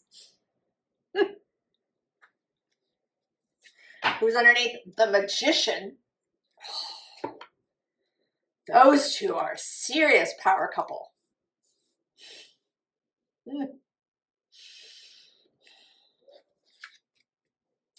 The Queen of Jazz, Queen of Wands as well. The Seven of Jazz. The Sun. And the Four of Jazz, Four of Wands. We had a thing for you, didn't we? A reading about you becoming kind of touchstone for a community.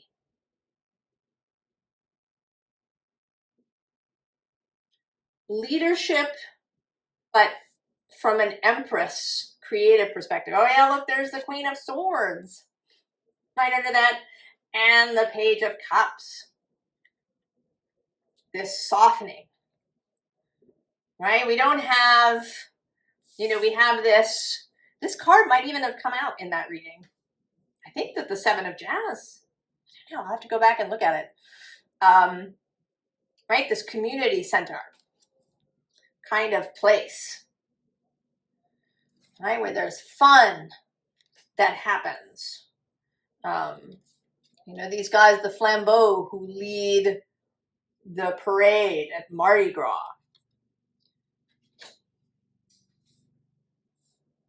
Leadership through creation and creativity and inspiration.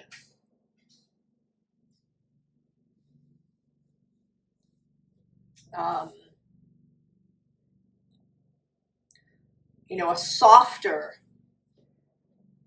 way of creating, right? The Magician is here on the bottom. His ability to create, right? Who do we have next to him?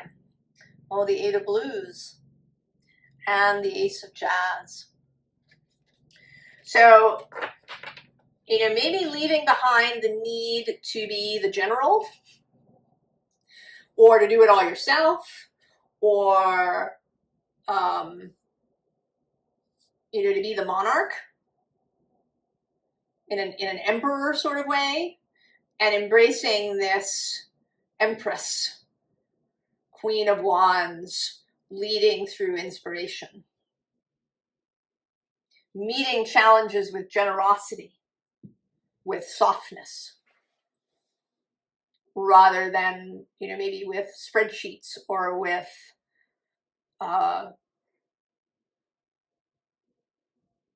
you know, hard kind of tools.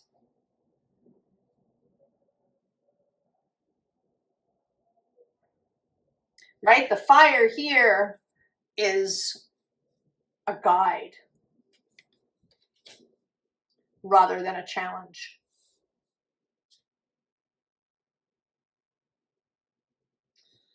Oh, Capricorn.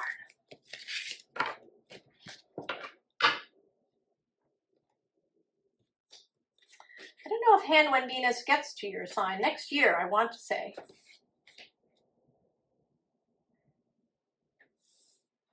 She's in Libra in October, Scorpio in November, and Sagittarius in December. So I think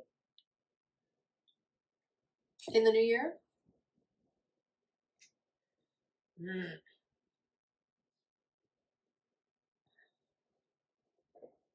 Aquarius. I gave everybody, or I picked out a wordless oracle for everybody. I'm going to show it to you, but not talk about it. Oh. Aquarius.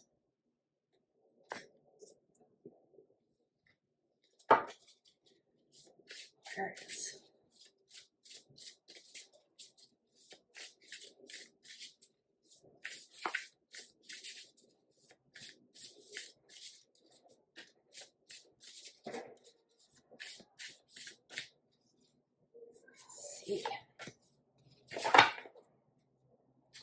Call on your angels.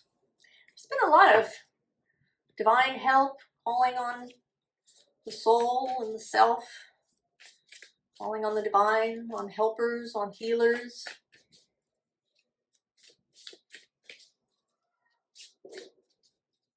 Right? Virgo, not just being of service, but Virgo Pisces, accepting service from others.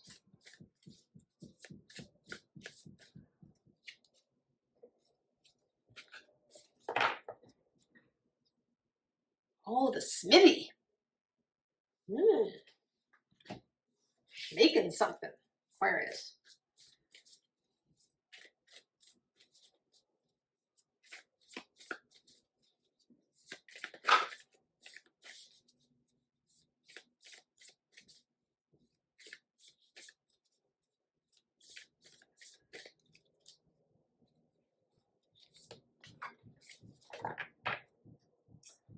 Oh, the sun.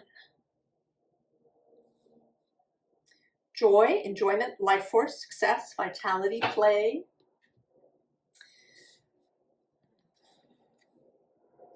Assess.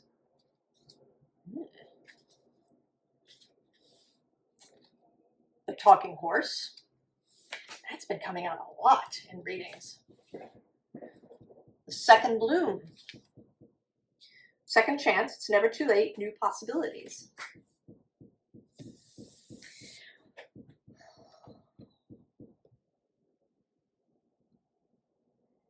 Well, this certainly seems like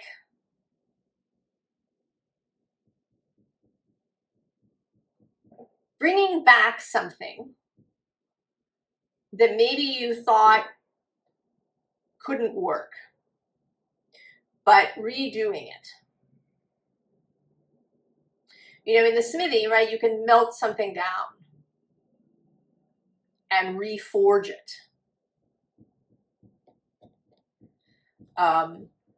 You know, this feels with these little, right, it feels like a shawl that's woven or knitted. And maybe it's, you know, undoing that. You can undo knitted or crocheted or woven fabric and start again.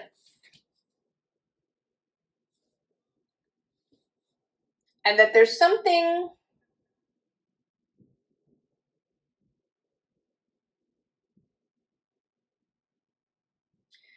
some information that is going to be given to you. Some clarity with this sun. And it's going to come maybe from somewhere unexpected with the talking horse. With this call on your angels. That some piece of information or clarity about something will come during this eclipse that will allow you to redo something in a way that works. It didn't work the first time. You made the thing and it didn't work. If you're a knitter, you know, you knitted a sweater and it wasn't flattering. It didn't fit well. It just wasn't. And so you pulled it out maybe, or maybe it's just lying there and you're staring at it. What should I do with it?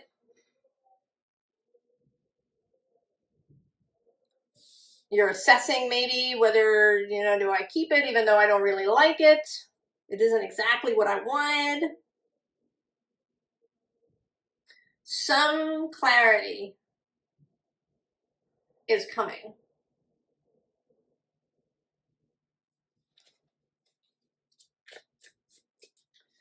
That is going to allow you to remake whatever this is in a way that is really pleasing to you, in a way where it works. And I think that piece of information isn't, I mean, I suppose it might come from a person, but it seems like it's going to come in some more mystical way.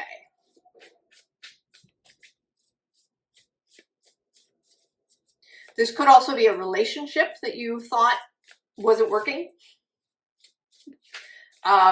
Maybe a job. Perhaps you had an interview and it didn't pan out, and then you're going to be given an opportunity to do it again.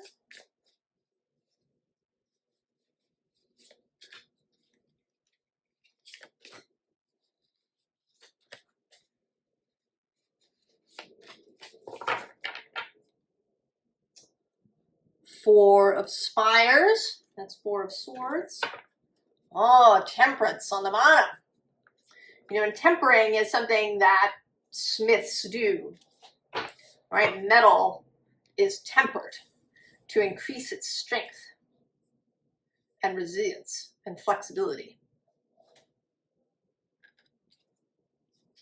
Knight of Stones. Page of Tides. The Page of Cups has come out multiple times. Also the Page of Branches, Page of Wands. And the Nine of Tides, Nine of Cups. So don't give up. Taking a little rest. Oh, look at that. The Devil's right below that. But below the Devil is Strength. And yet another page, the Page of Swords.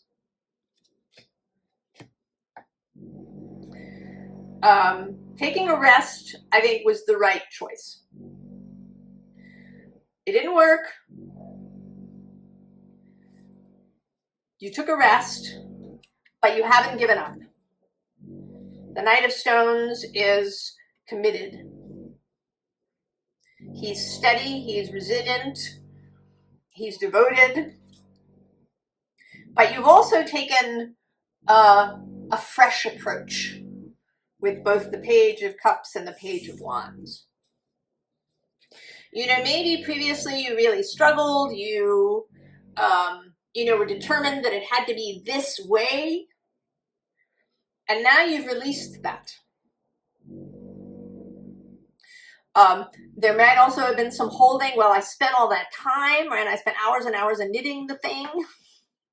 You know, can I just pull it out now? Yes, yes, you can.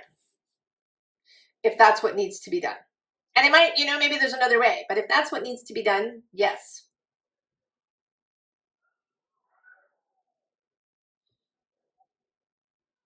This help from the talking horse is coming. And then we get the Nine of Cups, this wish fulfillment. This, you know, really heading in the right direction and having the wind in the right place for your sails, so you're going in the right direction. So whatever it is you're doing, Aquarius, I think keep on. The clarity that you need is coming. And you will receive what you need to know so that you have success at whatever this endeavor, relationship, job, sweater that you've been making is. You will absolutely have success. Right? When you take this fresh approach and allow the new information to come in and to guide you. Right? The sun coming out.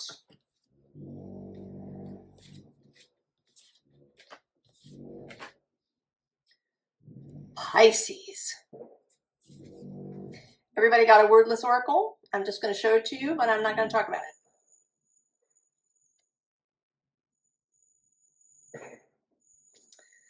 All right. And I have to say, the wordless oracles have had a relationship to the reading.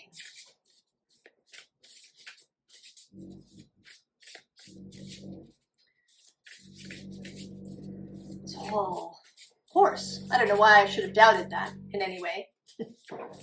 But,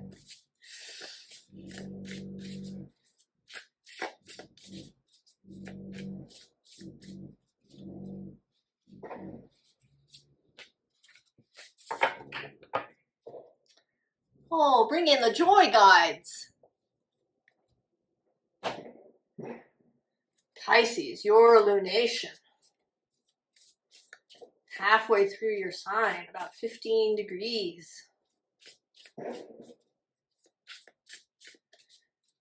I've been saying that there's something volatile about it, but, you know, not in a, right, volatile like essential oils, really easily moved. The things may happen quickly and easily, and I think with you also joyfully.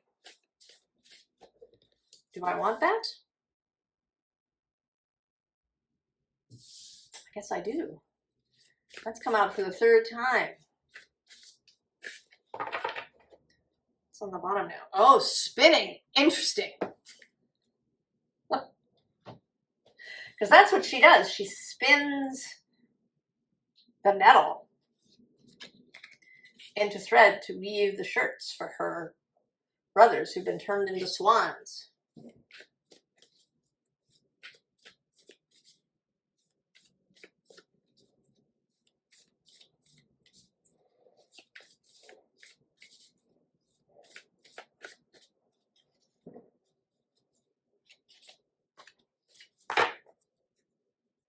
Oh, second bloom. A second chance. It's never too late. New possibilities.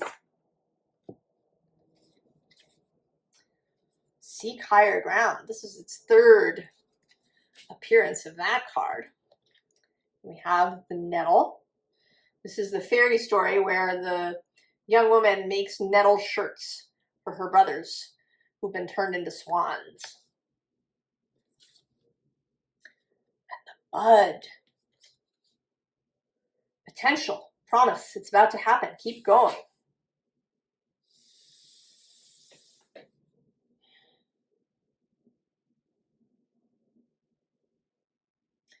You know, this feels like something has been happening but you haven't been doing it. It's like something has been taking the nettles and spinning them. And I want to say spinning them into gold.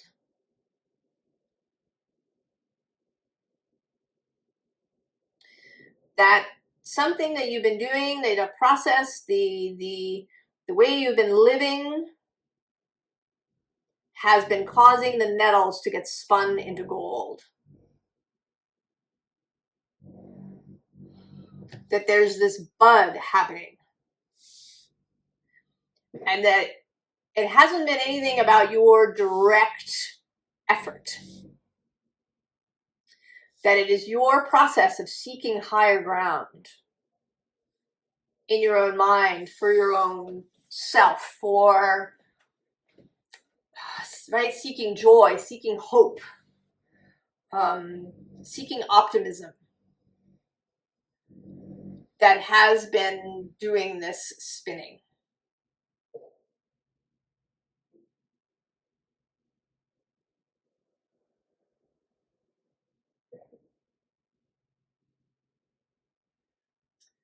I know, I think you want a different card deck than everybody else has had. The Magical Hours Tarot.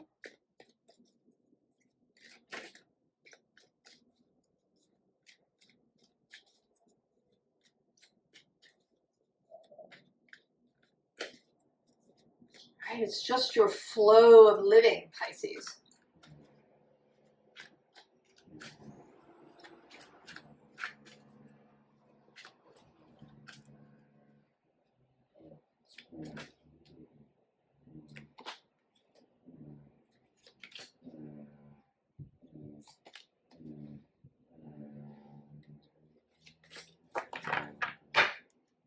Oh yeah, there's the Ace of Cups. At the bottom. Who's on the underside? The Page of Swords.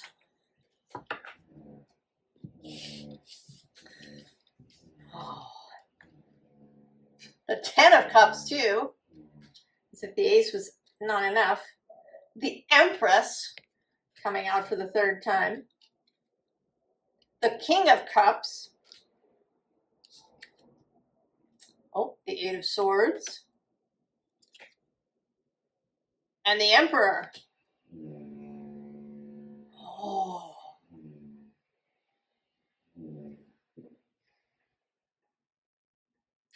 You know, absolutely, you are all over here. This Ace, this 10, this Empress, this King of Cups. Oh, look, the Moon. Right? You've been watering everything with the Seven of Pentacles. You've been, you know, the swords have all been dealt with.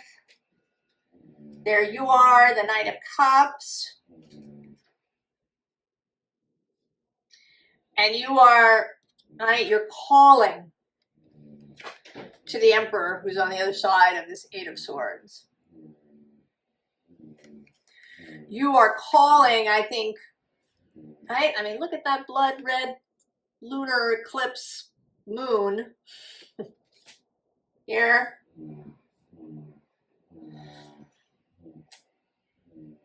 You are calling to the Emperor right across this Eight of Swords.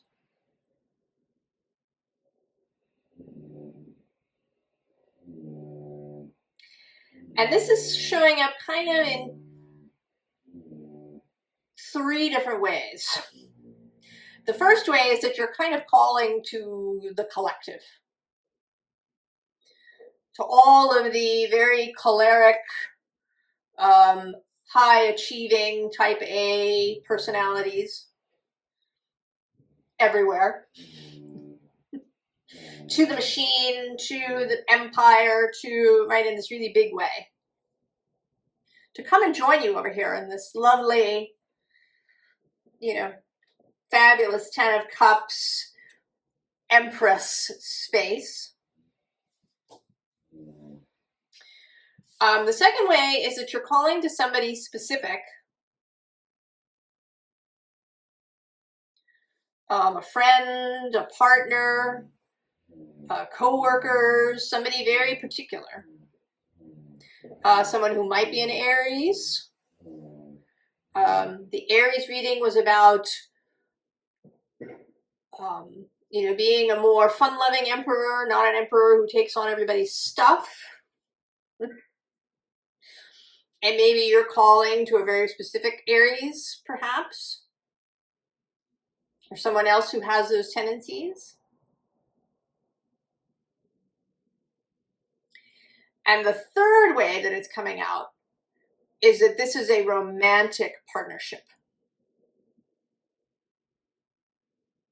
Because we have the Empress and the Emperor.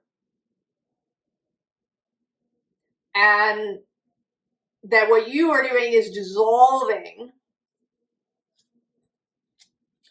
anything that remains between you.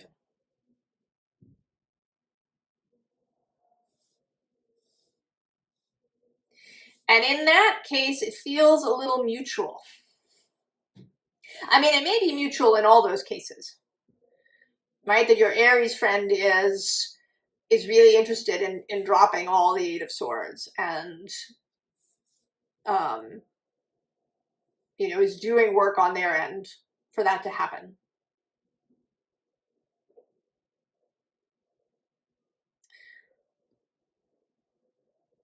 So you've been doing all the good stuff, Pisces. And if it doesn't feel that way, it may be happening more than you think. Give yourself the benefit of the doubt. Give yourself the grace to believe that maybe you're doing better than you think. If there is some of that Virgo shadowy perfection thing, well, I'm not perfect. I still, you know, have moments when I complain, or I still have moments when I don't feel so good, or whatever it is. Give yourself the benefit of the doubt. See yourself, right? We have Empress, we have the King of Cups, the Ace of Cups. We saw the Knight of Cups pass through here. I'm actually sort of prompted now. Right next to the Page of Swords, we got the Ace of Wands. The Hermit is showing up between the Chariot and the King of Wands. That sort of Virgo thing. The Hermit may be your other half. I'm looking for the Queen of Cups. She's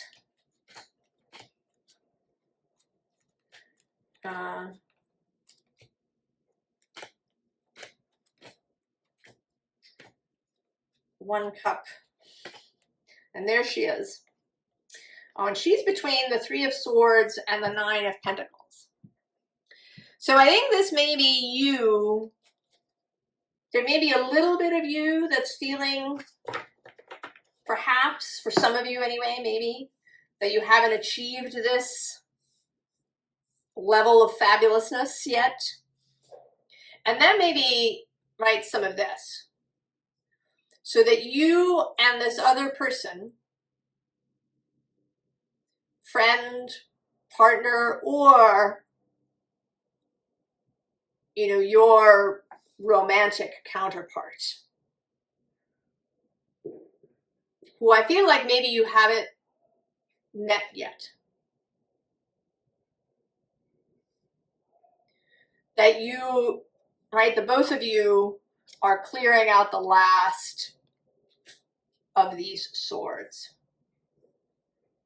so that you can reach out to each other without the swords being in the way. Right, that this new love that moves, right, from the Ace to the 10. So you're each, right, you're each in this Ace of Cups space of giving yourself grace. And then you can come together. Pisces. So beautiful. It's so beautiful.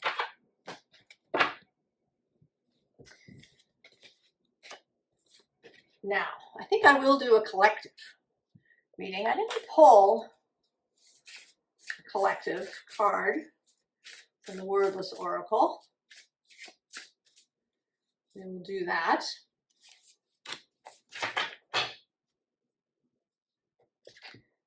I'm going to show it to you.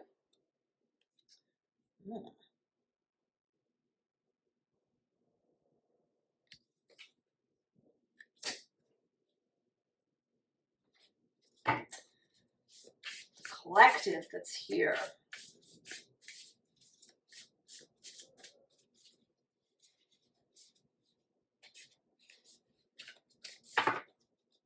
Oh, seek higher ground. This came out a bunch of times.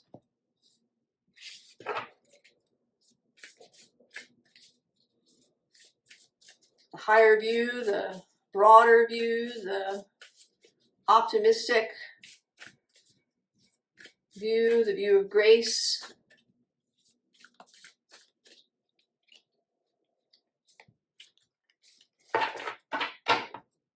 Oh, the devil. That's also his third appearance.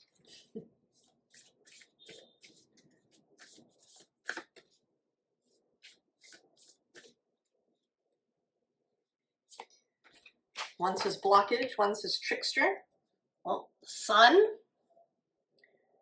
Joy, enjoyment, life force, success, vitality, play.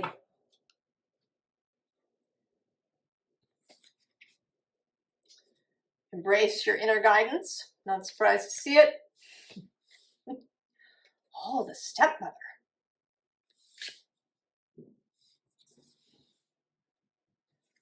Brothers of the Rose. Sacred masculine, honor, protection, support.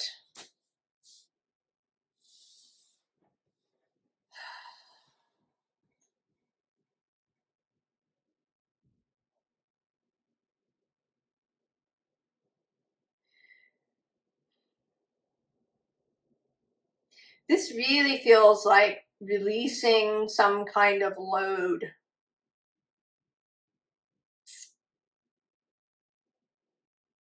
You know, the sense that you're just the stepmother.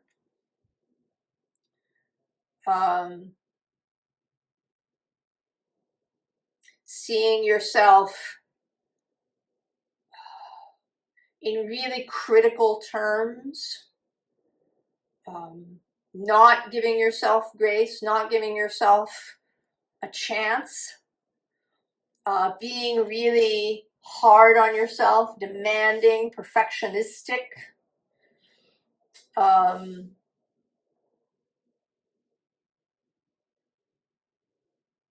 unwillingness to be vulnerable, an unwillingness to be soft, an unwillingness to not know the answer, an unwillingness to relax.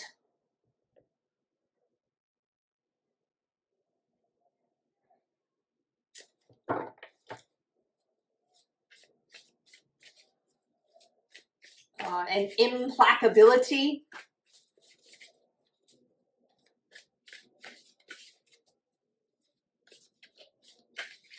You know, because it seems as if there's all this, you know, there's this person yelling to us from the higher ground and the sun is out and your soul and these brothers of the rose are all wanting to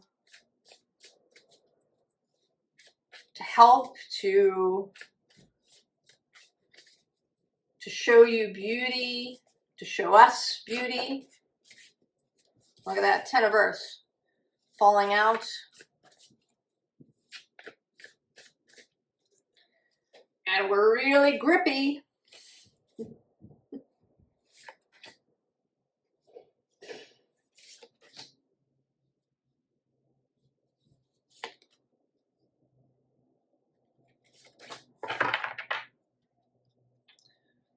Eight of Water. On the underside, oh yeah, the Three of Air. Right, the past disappointment, the possible pain, the anticipation of pain, the feeling that it's really far away. I can't get there. is too far. I don't know why I'm using that voice. It feels really, I kind of feel whiny. Oh, there's the Knight of Earth. Virgo's court card. The Ace of Air. The Knight of Water. Pisces court card. The Nine of Water. Oh, and there's the Devil. Wanting to show up again. Oh, people. I mean, the Ace of Air inside the eclipse. Inside the nodes. The new way of being, not being controlled by your thoughts.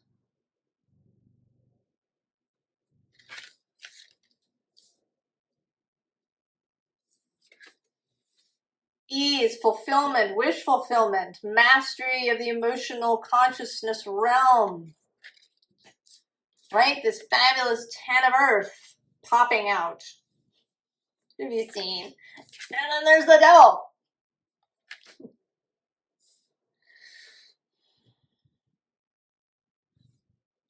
It's all there. And we have the Five of Air. All those thoughts. But below that, we have the Sun breaking through. And the Ten of Air. And then all of those energies that want to help us. The Council. And then the Moon. Oh, and the Hanged Man.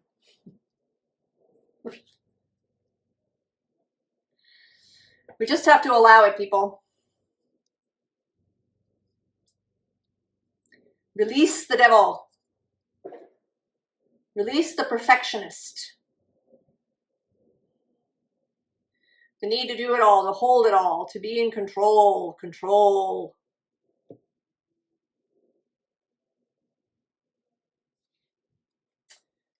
Kind of minded to just pull a little, I don't know, extra encouragement. We'll see what wants to come out. I don't have a particular question.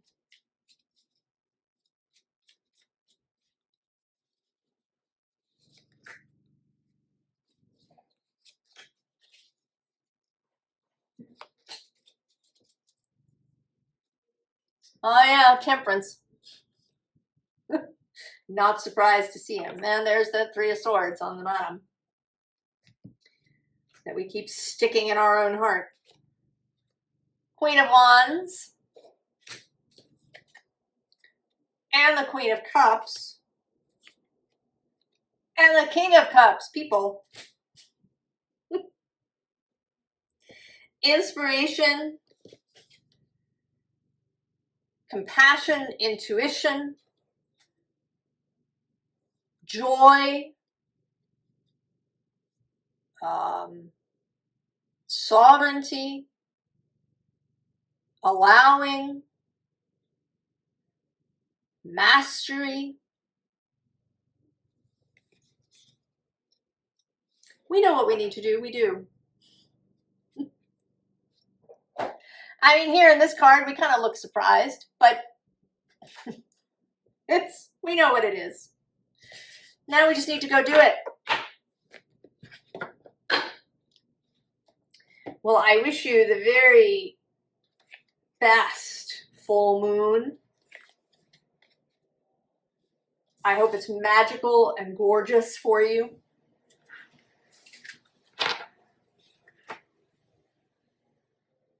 All my love, all my best wishes, and I'll see you next time. So long.